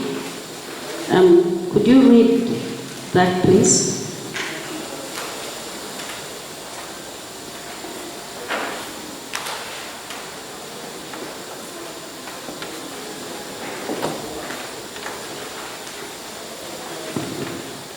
Yeah, you know, it has a program, and the study is to establish the relationship between attributes of the implementation of identified HRM practices and job satisfaction of academic and non-academic employees. What's the problem? You said there's a problem. Yes, I already noticed the problem, the purpose of the study should be to establish the relationship between the two. My problem is actually with the use of the word attributes. Attributes would be qualities or characteristics and so on, and traits. I don't know whether an implementation can have traits. Now, the next question is to do with, if you look at figure 4.2, I don't know whether there is, can you go to the next slide, please? No, it's not here. But perhaps if you look at figure 4.2, can't remember what page it is, you talk about, you give us means. And I'm not so sure how the mean is calculated. How do you arrive at the mean? You find that in a number of your tables, 4.2, I think 4.9, and there's another one. You have a column where you indicate the mean. And I'm not so sure how you calculate that. It's just all the items. Sorry. You get all the items, the number of items, and you divide by the number. The problem I have is, as a reader, my first question was, where did this mean come from? Because in your work, it's not clarified as to where it has come from. On which page, please? Figure, table 4.2. What is page that is?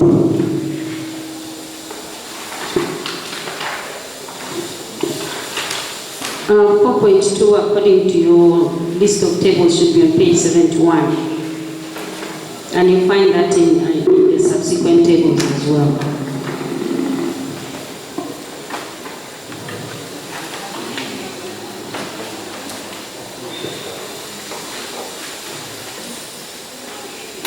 Because you've not given us that the raw data, it's neither in the appendices, it's not referred to, I just discover that there is a mean and begin asking myself, where did this come from?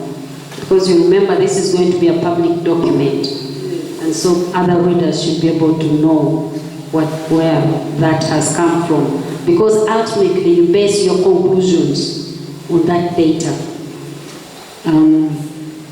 And then the other issue is same table, or rather section 4.2, you talk about, in your reporting, you talk about, you aggregate strongly agree, strongly disagree, agree and strongly disagree, strongly agree, and then you aggregate disagree and strongly disagree, and you ignore the fair, that the middle column. In all your tables, you are silent about those people, and yet in some of those tables, actually they constituted the majority. So at the end of the day, I'm asking myself, where have these human beings disappeared to? Their voice is lost. I think you need to see how you can bring that voice into the work.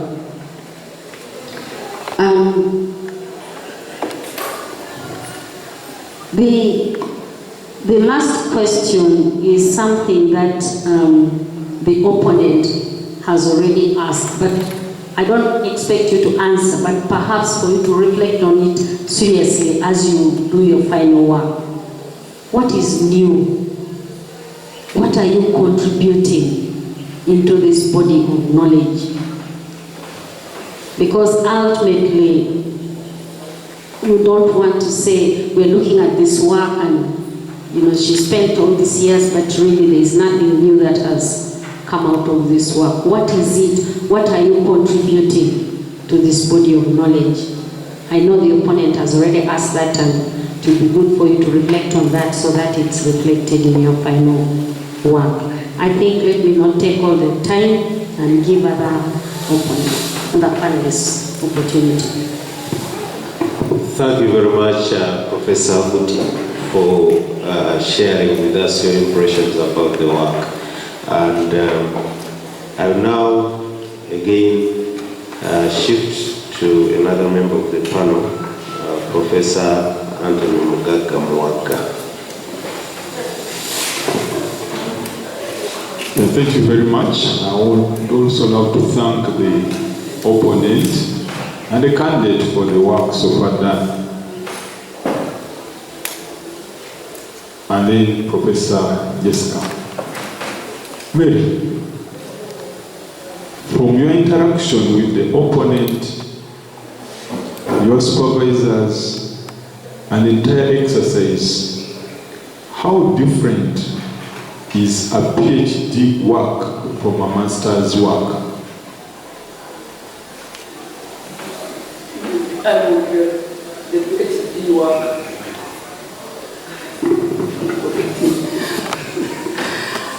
A master's level,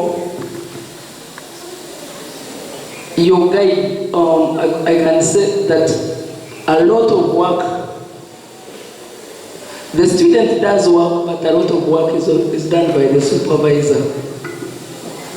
But the PhD work, much as it is done by the supervisor, but a lot of it, he guides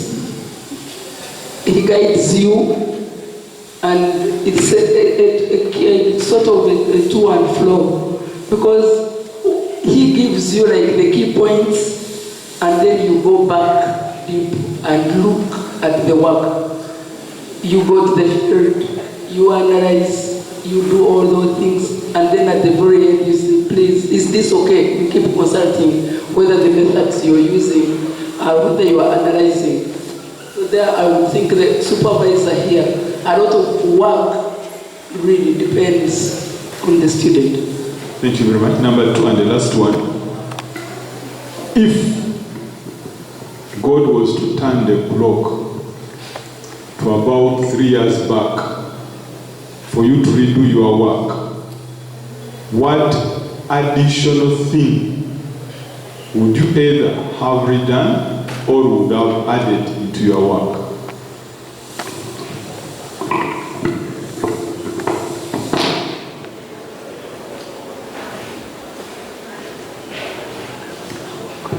I'm not sure what I would add beyond what I have done now. Except that the only thing now is that, for instance, what the opponent and what is coming out, that is what could help improve the work. But as of now, right now, that is all I could do for now. I don't know whether I have answered the question.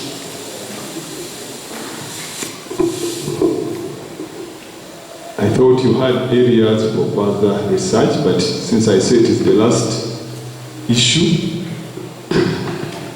I do not want to add much.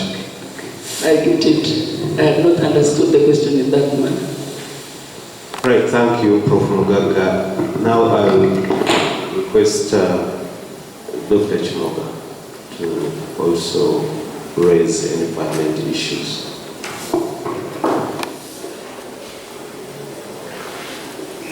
Thank you, Mary, for the presentation. And I thank all these professors, beginning with the opponent, for engaging you. We're still in the area of philosophy. And I will begin from where Professor Mugaga stopped, the first question. He asked that question, which he tried to respond to. I want to continue asking, what is your thesis? How are we going to know you? Because you've spent time doing PhD in our school. Yes. And I have been trying to follow your presentation, which may not be different from a person that has written a book defending what is in their book, or a master's student defending their master's work. So how do we differentiate you from these people, a person presenting their textbook or a student defending their master's work? That's why I'm asking about your thesis, because you're going to claim a PhD, which is a philosophy of doctorate. So Professor Buti has asked about your contribution to knowledge, and the opponent did the same, and then he said that according to you, job satisfaction is moderate.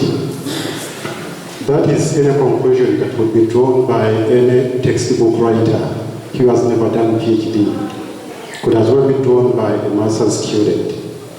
So that's why I'm asking, what is your thesis? My thesis, as stated was about, I started thinking that the job satisfaction was low in Makerere University. So that is the question that went around, that was in the study. And I was trying to find out this more on this relationship between the human resource practices and the employee satisfaction. So finding out why I thought the job satisfaction was low. But at the end of it all, I found out that the idea I had gone out with later on, after subjecting all these things to analysis, I found out that the thinking, according to the findings, the argument had changed. And whereas I started with the 6 practices, I end up emphasizing 5 that contribute to the moderate part of the job satisfaction in the university. Thank you. Thanks for that attempt. You see, after PhD, of course, you'll be referred to as an expert. And then you go to attend those conferences, and then you stand to present. So the reason why I'm asking about your thesis, to be able to locate you, how do you want us to know you? When you go to those audiences, people want to hear your paradigm. Your paradigm. You say you are a quantitative researcher, but the philosophy, that is the tradition of inquiry within which your research is anchored, that is missing in your research.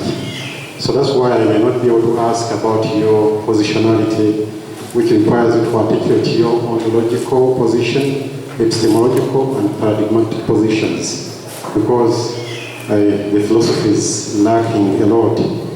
Yet that is the central part that is required at this level to make you different from a master's student or any other textbook writer. Right, the second question is brief.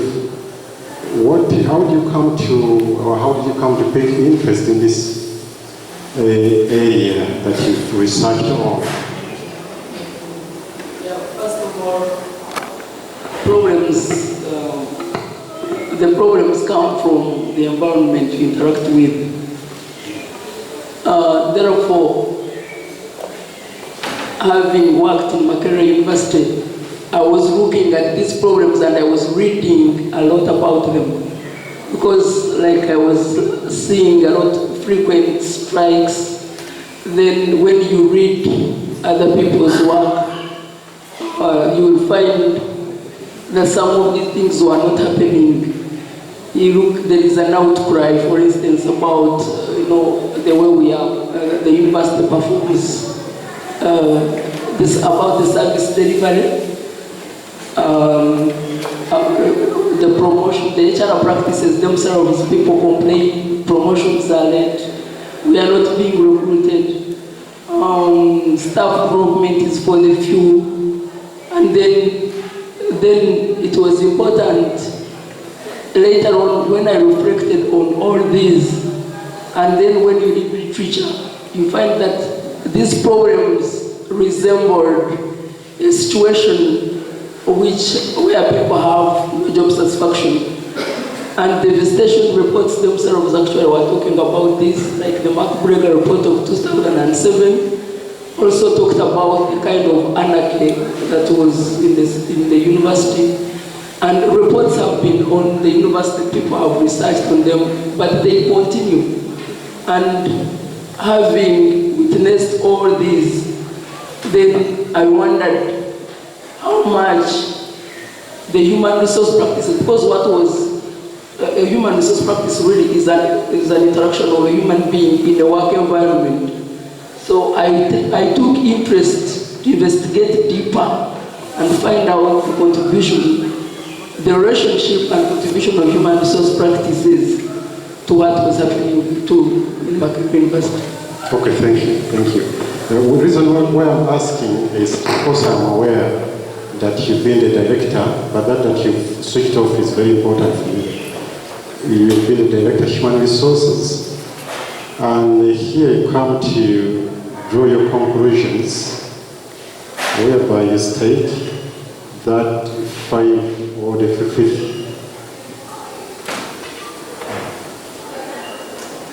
Now that 5th one, that staffing has little significance to job satisfaction. That's according to your findings. And in the school where you belong as a student, you know we do have that problem of being understaffed. And that has really affected us. That when you present these findings which claim that staffing has no relationship, there's no relationship between staffing and job satisfaction.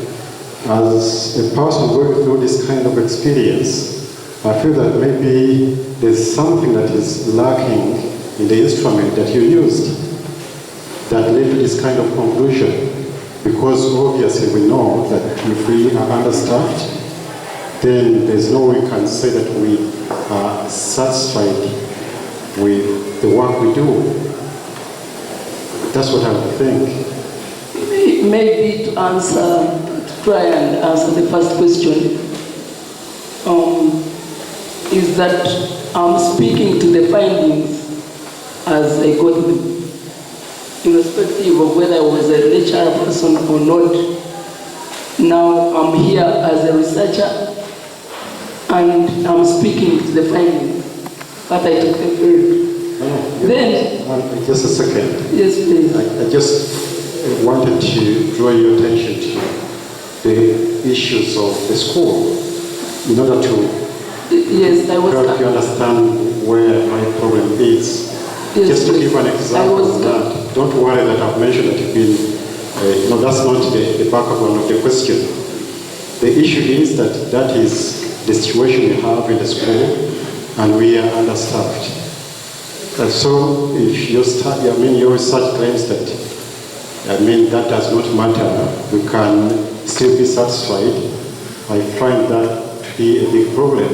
That's why I say that maybe there's a problem with the instrument that you used. Because obviously, we would expect the opposite.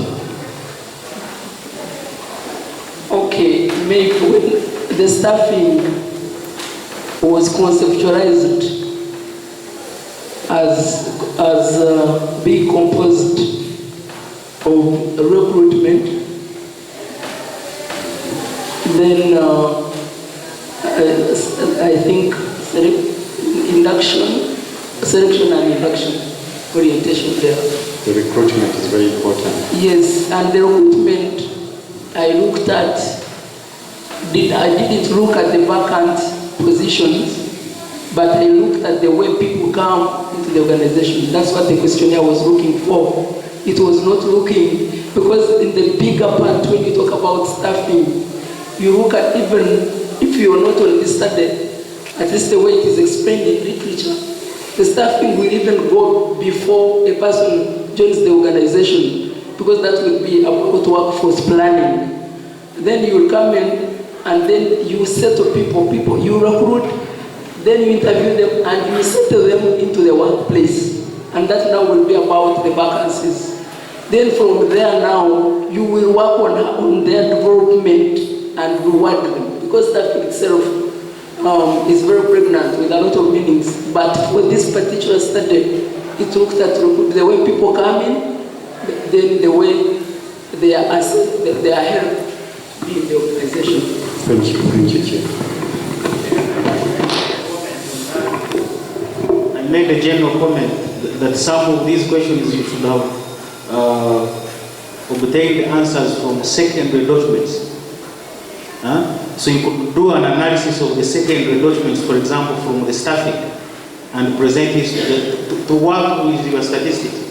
If it is on training and development, you could be able to check the budget that has been spent on training and development, and should be used to justify some statistics. When you run a correlation, it may give you a figure, but you have to check what are the other sources saying, and then you come up with your own position. You wouldn't be facing these questions if you had provided that kind of information. Actually, as he was asking this question, you had earlier said that the data is telling us that actually Makerere is doing moderately well. So these noises are from somewhere else. And I think that the issue of those noises, despite what the data is giving you, is something that you need to address. Because ultimately, when people read this, because if the noises are leading to university being closed for a whole month, if the noises are leading to, according to your data, the university losing 128 staff, then those noises are not just noise. And I think you probably need to find a way in which you address that. You have to say, yes, this is what the data is saying, but the dissatisfaction seems to be reflected in ABCD, and make appropriate recommendations for a way forward for the university and maybe for subsequent researchers. Right, thank you very much. And as we draw to a close, Dr. Len.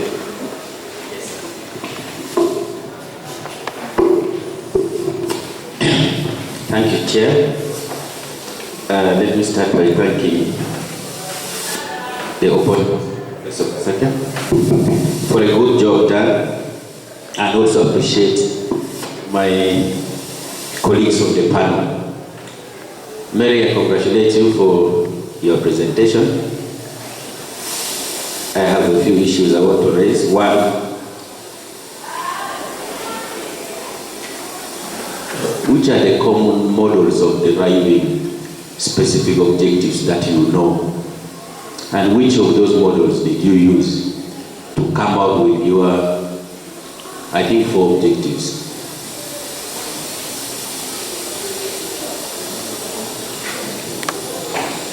How many objectives did you have in your study? 4. Which model or approach did you use to arrive at them? That's what I'm trying to ask. Do you know the name? Do you know the name or the approach you used? How it is called? Yes.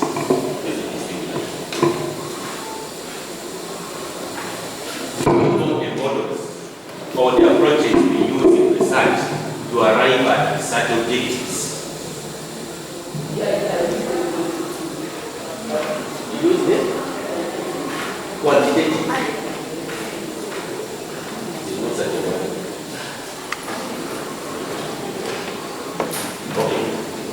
Can you go back to your concept framework?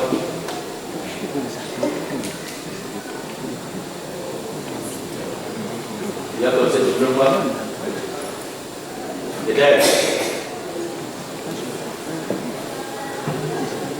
Like Professor Baseka Begley talked about the mismatch between the objectives, the purpose, the concepts, and this conceptual framework.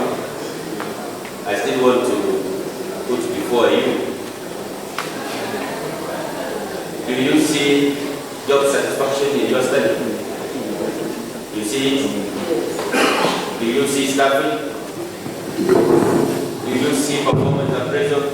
Yes, please. Do you see background characteristics? No. No. Do you see implementation? Implementation cannot be seen. Why not? We are seeing the others. Why don't we see implementation? We are asking what we are seeing. Yes. So, do we see implementation? No. So So was it supposed to be in this study? Implementation was used for just understanding, for the practical purpose of understanding the conceptual framework, and that is why the objectives really on this. The point is that quantitative studies are not as flexible as the qualitative ones. We don't study what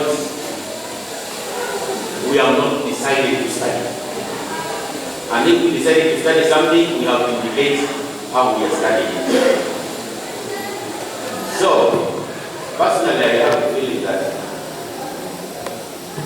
somebody, I don't know the person in Makerere here, misled you and your supervisors. And maybe you create objectives which does not fit this thing you intended to study. For that matter, I want to advise from you. Can you go back to the side questions? After saying this, just behind it, I want to suggest very strongly, and I know you will agree with me, that you should do away with objective one in your study. Finding out the level of job satisfaction will naturally come when your objectives are framed in a different study, in a different style or approach. You saw job satisfaction in the conceptual framework? You saw it there also? Yes. So the results of that objective one will remain in the book, but it should not be an objective anymore. 2, objective 2 should also go away from your study. Just like you don't see it in the concept of framework. But the results of the analysis between demographic characteristics and employee job satisfaction can actually be in your book, because you collected data on the demographic characteristics of your study population, and you have data on job satisfaction. So it can go, you can go an extra mile to analyze those relationships, but there does not need to be an objective there. It's not there in the title, it's not there in the conceptual framework, it should not be here in the objective, but it can be there in the results. And you can publish a paper on it if you want. Objective 3 should not be there in this study. and this time, objective 3 should not be there, and even the result should not be there. The result is just a table of descriptive statistics, but it's not captured at all in the conceptualization of this work. So I would suggest that result, you can use this for some other business, but not for this study.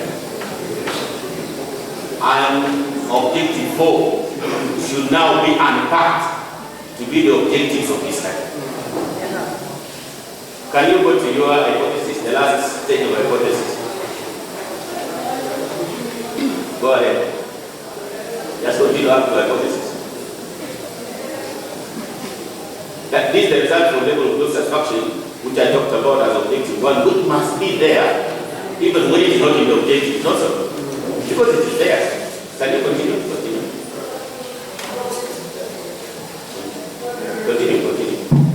The 5. Continue. Yes, there. Stop. When you look at the title of your work, you look at the conceptualization of the issues in your work, these are your objectives of your study.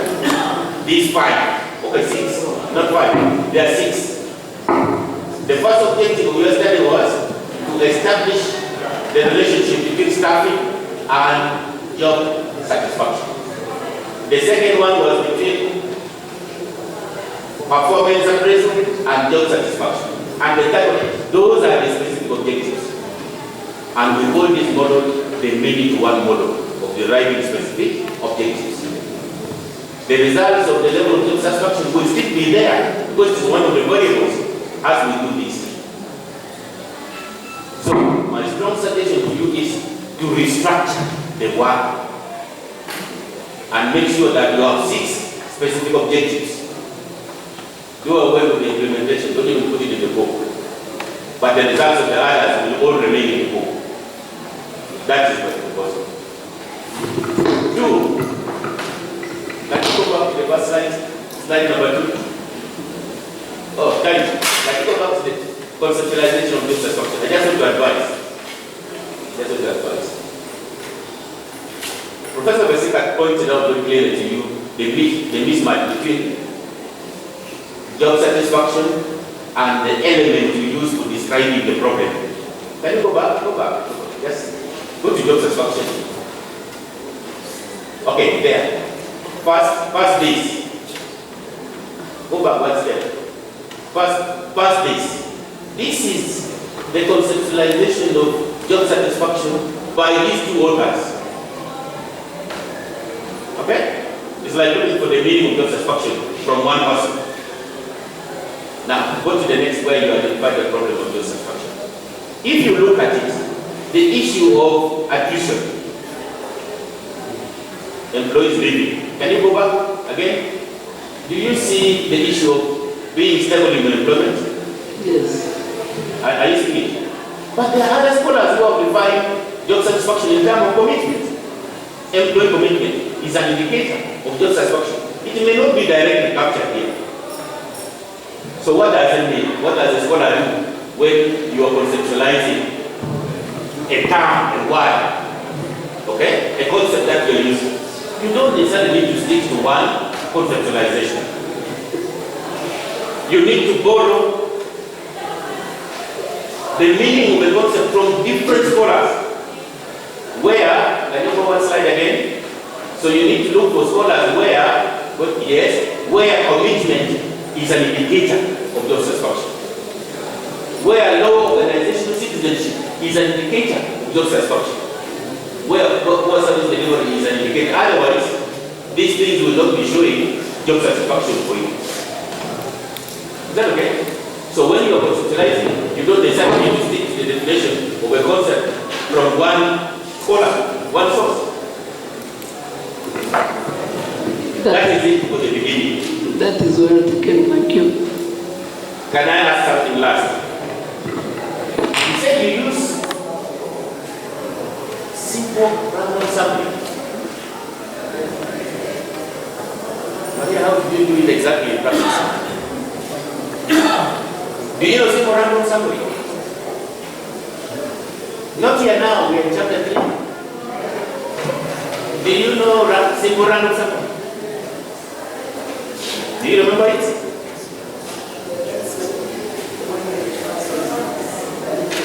How is simple random sampling done? Like in your policy. For choosing who participates in your study or not. How did you do it? Was I a respondent in your study? Didn't qualify. Or you only went to get me? I was supposed to be. So how did you arrive at me? Microphone, please.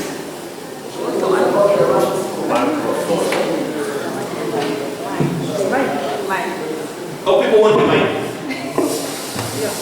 How did you arrive at me as a sample in your study? Was Professor Mugaga a respondent in your study? I wouldn't know, but how did he miss being in the sample? In other words, I'm asking, how did you do simple random sampling? Because I'm suspicious that you did not use it. I am suspicious that you did not use simple random sampling technique of sampling. And I might be right. It doesn't matter for now. Do I ask again? It will become too much. What does SPSS stand for? Do you know what SPSS stand for? You'll check. You'll go and check. You'll go and check. You'll go and check. Should I ask again? Okay, let me say, overall, I would expect that you retreat back, you may need to reflect heavily on this work. I would love, because I know you as a student, you have been relatively a very good student. You know that somehow you were misled in rephrasing all these objectives in that style. And I think the results are all good, they're here. So you need to reorganize them. Okay? You need to reorganize them. Otherwise, I wish you good luck. Thank you, Dr. Onen. And now, before I come to the public, I will end with the principal, deputy principal of this college, Professor Makerere. Yeah, I want to take this opportunity to thank all the panel members and the opponent, and also to thank the candidate. Mary, I think this is the rig I was alluding to in the beginning, and I think you are realizing that it is quite rigorous to enter the side of the academia. Now, I also have some few questions, maybe one only, because the rest have been asked. I am a little bit disturbed by this term, job satisfaction. Job satisfaction. And if I can use your own word, you said there are certain terms you are saying they were pregnant. Now, can we go, yeah, we are already here. You kind of gave attributes for job satisfaction. And there are 8 here, but when you are doing the analysis, you are just making a correlation between the different job practices with job satisfaction. Now, which of these is called job satisfaction? Which of these attributes is called job satisfaction? Use the mic. Job satisfaction is an attitude that at the very end shows you whether somebody is happy or unhappy. Also in the work environment, when you interact with the work environment and the work environment works on you, then you are able to say, yes, I'm happy. So when you're doing your analysis, I know that you're doing maybe cross-tabulations. What variables were you cross-tabulating with which ones? For example, job practices. You said you are looking at appraisal as a job practice. Yes. And cross-tabulating it with job satisfaction. Yes. Now, which of these variables were you cross-tabulating with? These ones here. In order for you to say job satisfaction is this one. Because it is job satisfaction is a compound variable which has so many attributes or so many indicators that lead to it. But how were you determining, for example, cross-tabulate appraisal with which variable to be able to arrive at the statistics that you're giving us? I did the practices against what? The job satisfaction. Which is against job satisfaction, which was measured through so many variables. Yes. Okay. Because for me, I would think that, for example, if you are doing appraisal versus being happy with the supervisors, or appraisal versus employment stability, that would make more meaning for me than a single aggregate variable, job satisfaction. Because job satisfaction is quite pregnant. Yes. But in your analysis, I didn't see any of those disaggregated analysis for you to be able to come up with a conclusion to say, for example, employer appraisal is of certain provides this kind of job satisfaction. Then the other thing which disturbed me was also on the issue of your conclusion on saying job satisfaction is moderate. What is moderate? What is fair? In terms of, maybe I'm not a human resource manager, but in terms of literature on human resource, what do we require, what do we consider as moderate? Or how did you come up with the conclusion to say it's moderate? Is there literature which indicates that moderate is something which happens like this, like this, like this? That one we can say is moderate. Or is moderate satisfaction in Uganda, is it the same as moderate satisfaction in South Africa? Can somebody say, when you have this variable, this is the variable, then we say that is moderate? So I just looked at the interpretation according to the scale I had used. And everything that came, the code, the middle code, and which also the middle code was represented by fairly agreed, and I took it that once it is fairly satisfied with the job, and then you are in the middle part. Yes. So it was not good, it was not low, it was...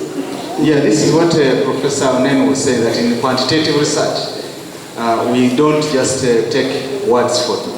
They are being researched, and you have to use them the way they have been researched. Unlike in qualitative research where you can be able to be interpretive, you can interpret it according to your own way. So if this is a quantitative research, then the word moderate must be having certain indicators that you go to UK and you say it was moderate, they will know that yes, it had this and this and this. You go to Uganda, they will know it had this and this and that. Yeah, then let's go to years of service. Years of service.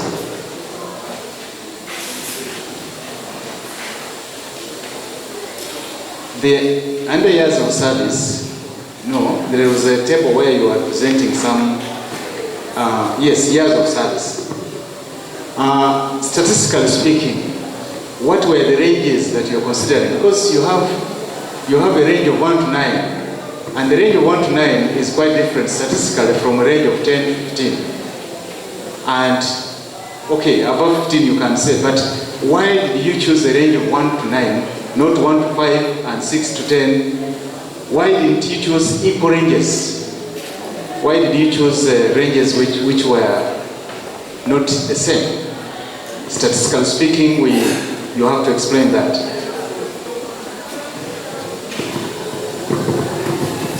I may not have an answer for it right now.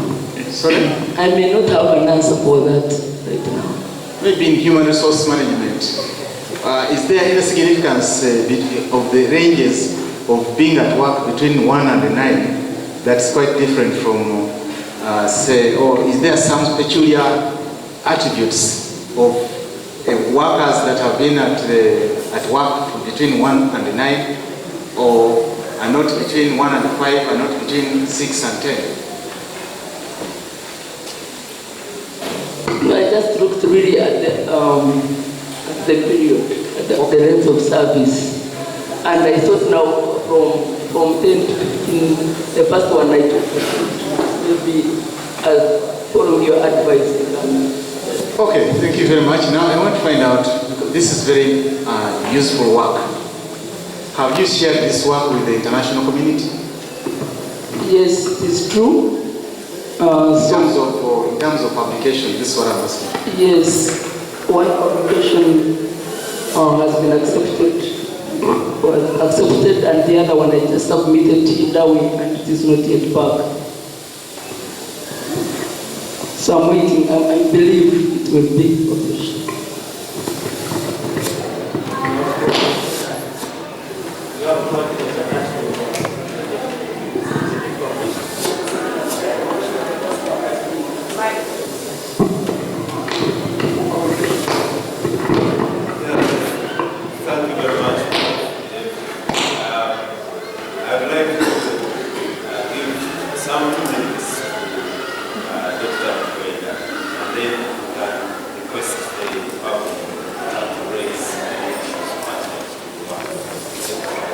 Okay, thank you, Chairman. I am very grateful to my colleagues, and what they have actually given is helpful. However, as somebody who examined some of this part, I noted that the theories which were indicated as having underpinned the study were not actually well linked to the development of the objectives, and the findings were not somehow, the theories were not used to explain the findings. So mine is just an advice that when you do the fine version of that, you have to make sure that the theories which you have pointed out are really seen to be helpful in explaining the findings. Then the issue of what is your philosophy? After this viva, if you go through, you will be called a doctor of philosophy. As Father Shimoga put it, it would be of interest to tell us what your philosophy is as a result of this study, because you are going to be a doctor of philosophy. In the interest of time, there are several questions I would have posed. Let me stop there.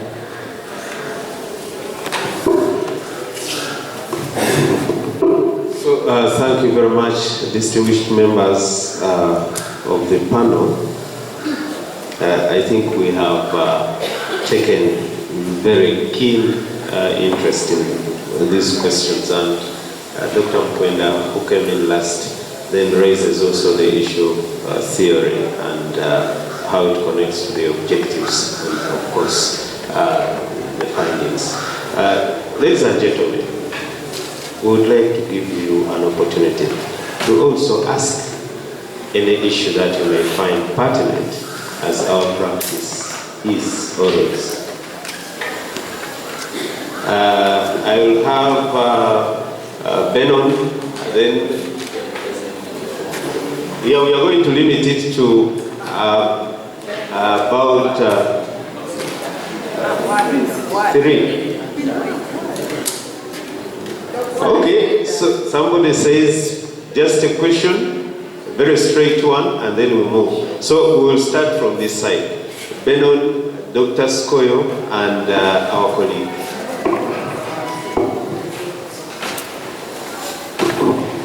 Thank you, Chairman, and thank you, Mary, for the presentation.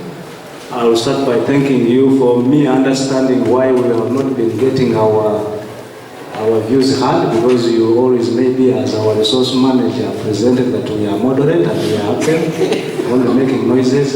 But the most important thing is, if the advert is true, that you have only one supervisor, your work fits in organizational psychology or SWASO. I just wanted to know what motivated you to come to education, when actually we have people who teach organizational psychology, who deal with human resource. Because as far as I know, people who get employed as human resource employees normally come from organizational psychology. But also I well know that in CHOOS there is SWASO, social work and administration. So like someone asked, what motivated you more to come to education? And then why do you only have one supervisor when we have a couple of people in organizational psychology whom I believe are very well experienced, and also the most important part of SWASO, which must also be having very experienced professors. Thank you very much. Thank you, candidate, for your presentation and the panel for a job well done.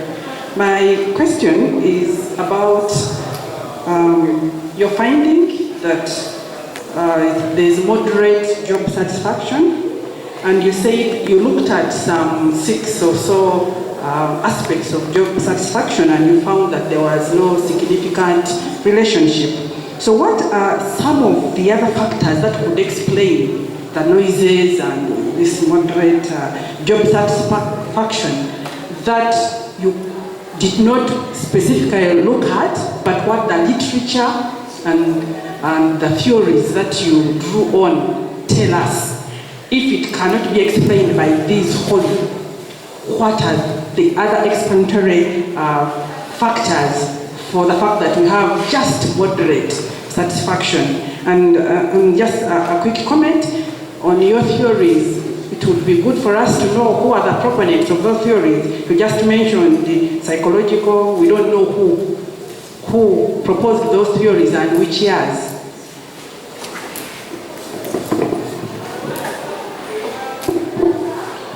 Thank you very much for the presentation.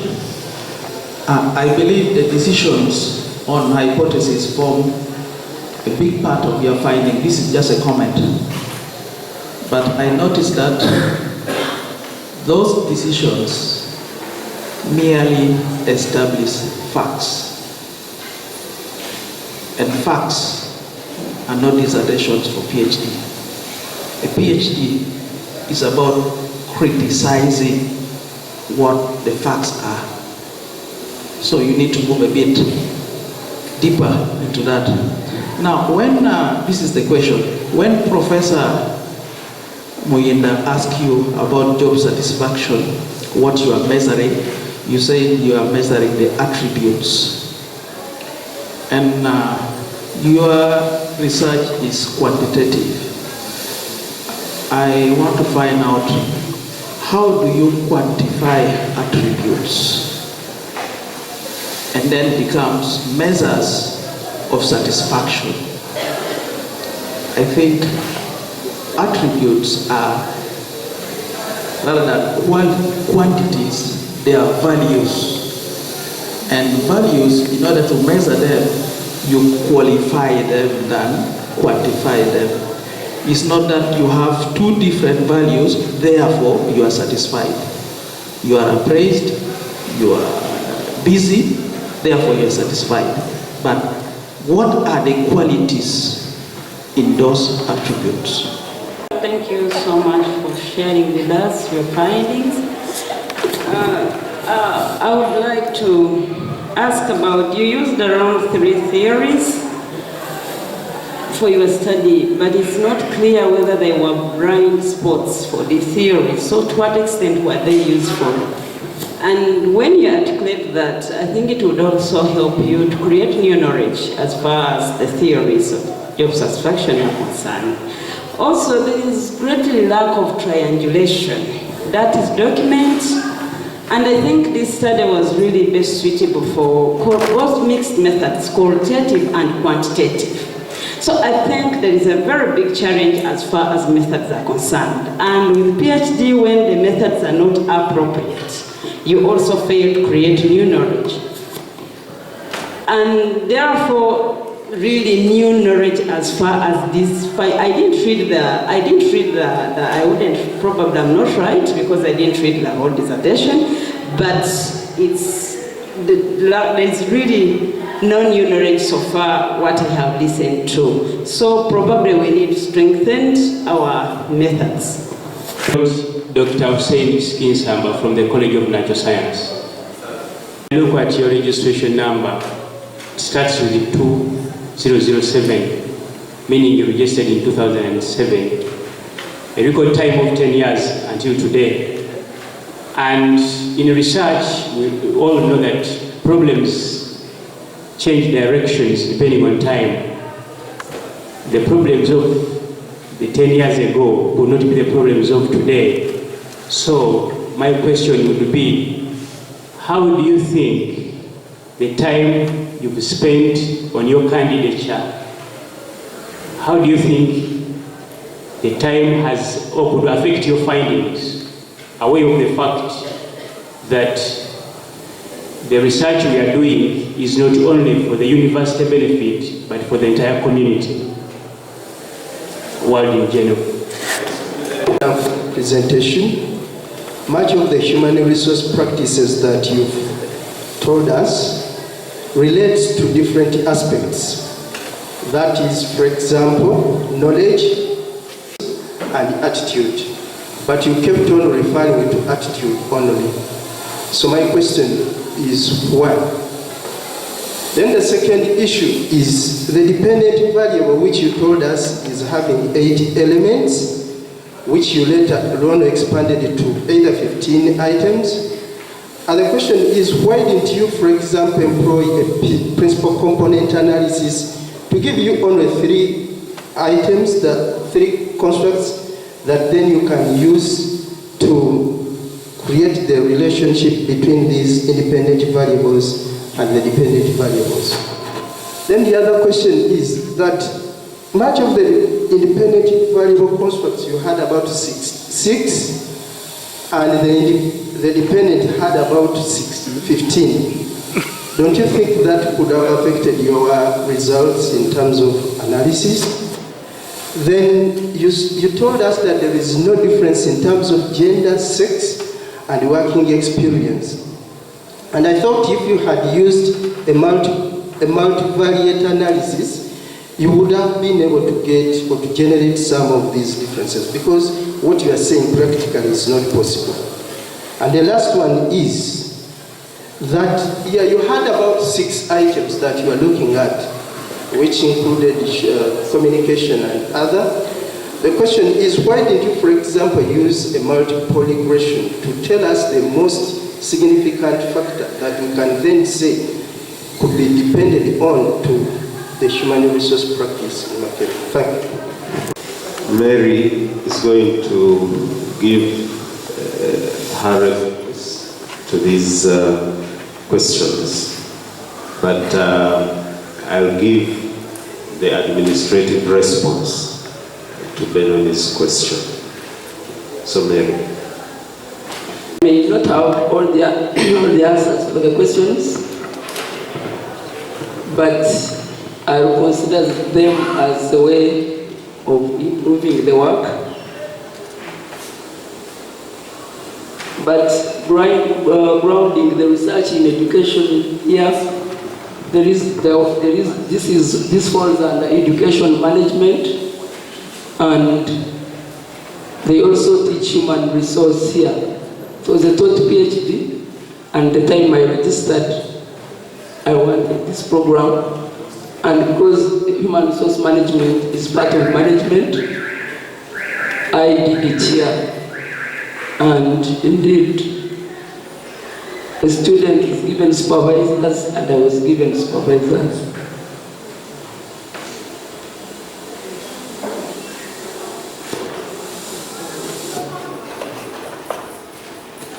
Yeah, the methodology, I read the number of research, also researches which are related to this topic, and a lot of it actually I've used, a lot of them have used just a quantitative approach. But I believe using triangulation, that would be a gap, also a gap for the next study. So I would recommend that when research is done on this topic, then all these methods could be used, and then probably they would come up, build more on what I have done. The time spent on PhD being long and affecting the results, this study, the research took place in academic year 14-15, and much as it may be indicated as a long time, but I had challenges in between, and I had to first withdraw and look at foreign statement. The regression of the study, but working with the supervisors should be able to look into this and improve the results and reporting.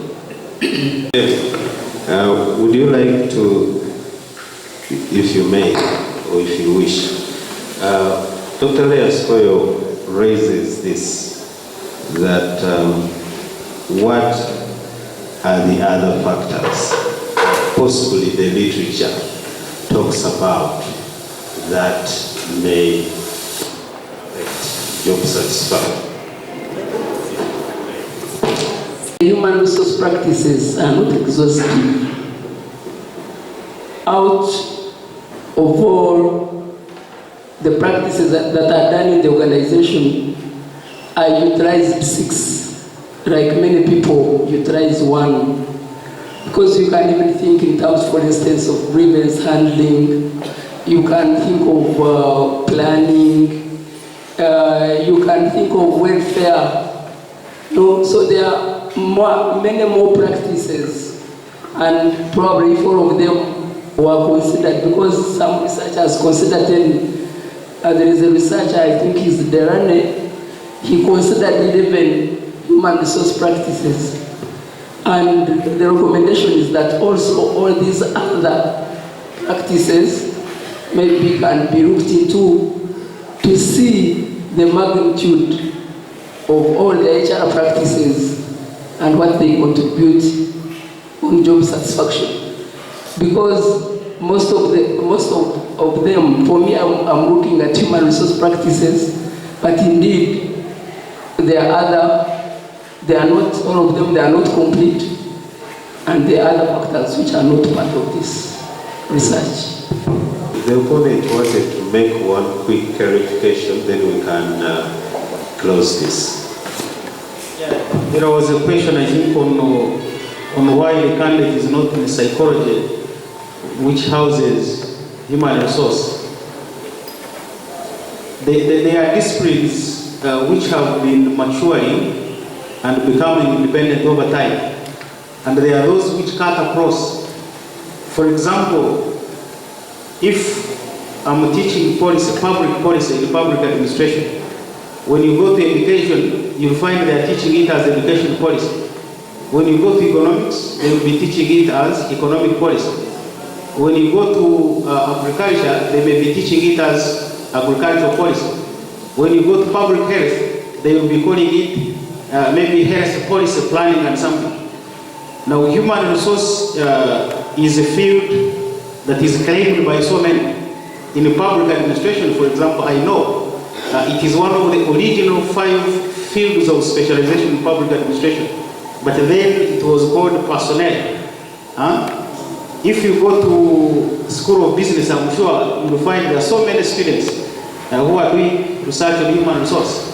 So education as a discipline, a broad discipline, also has a core foundation of human resources, especially when you are dealing with the teachers, the academic staff, and so on. So sometimes it may not be necessary that, yes, if you are doing human resource, then you must go to psychology, where they call it, I think, organizational psychology.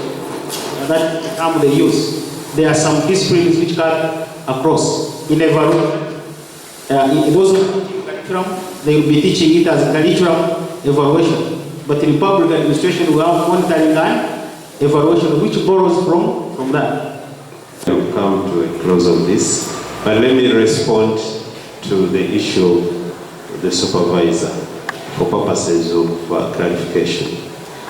Mary had 2 supervisors originally, and it was Professor J.C.S. Musaza and Dr. Julius Chikoma. Along the way, towards the tail end of the research, Dr. Julius Chikoma chose to withdraw. But in our wisdom, as a school higher degrees committee, going forward with the work, because there were so many contentions, we requested Professor Bakabulini and Professor Jude Sempewa to be overseers to this work. Given the fact that they came a bit late, they were late comers on the supervision team, we could not then appoint them supervisors, but they remain on record as overseers of this work. So we have that team of 3. So that is the reason behind the advert, which indicated only 1 person. And as you might have noticed, during this defense, I deliberately skipped Professor Sempewa, and I also introduced Professor Bakabulini as somebody who had declared conflict of interest. I hope that clarifies the reasons as to why we seem to have 1 supervisor. Friends, join me in thanking the candidate. It has been a solid 3 hours. Join me in thanking the opponent. Join me in thanking members of the panel. And then the supervisor and overseers. And finally, join me also in thanking Dr. Walimu Michael, who have made this facility and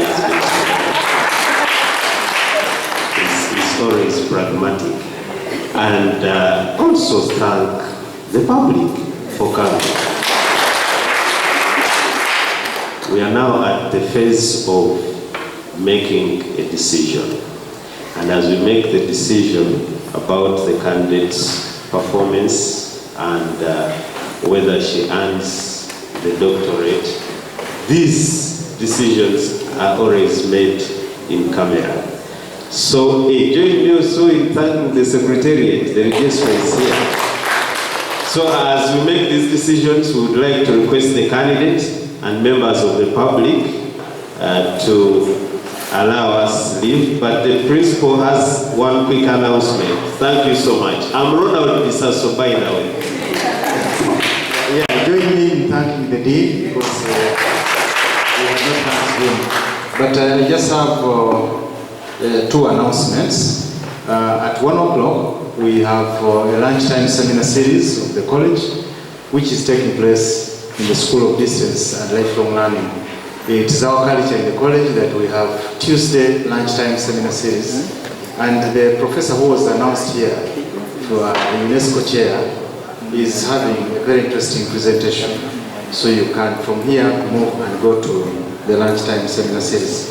But tomorrow we also have another academic event being organized by the College of Education and External Studies. We are having a public forum on higher education, and the topic is mainly about university ranking. And so, if you want to hear about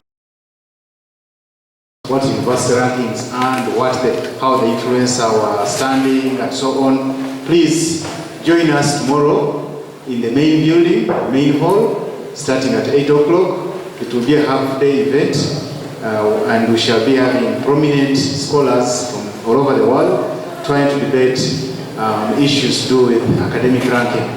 You are most welcome to these 2 events. Thank you.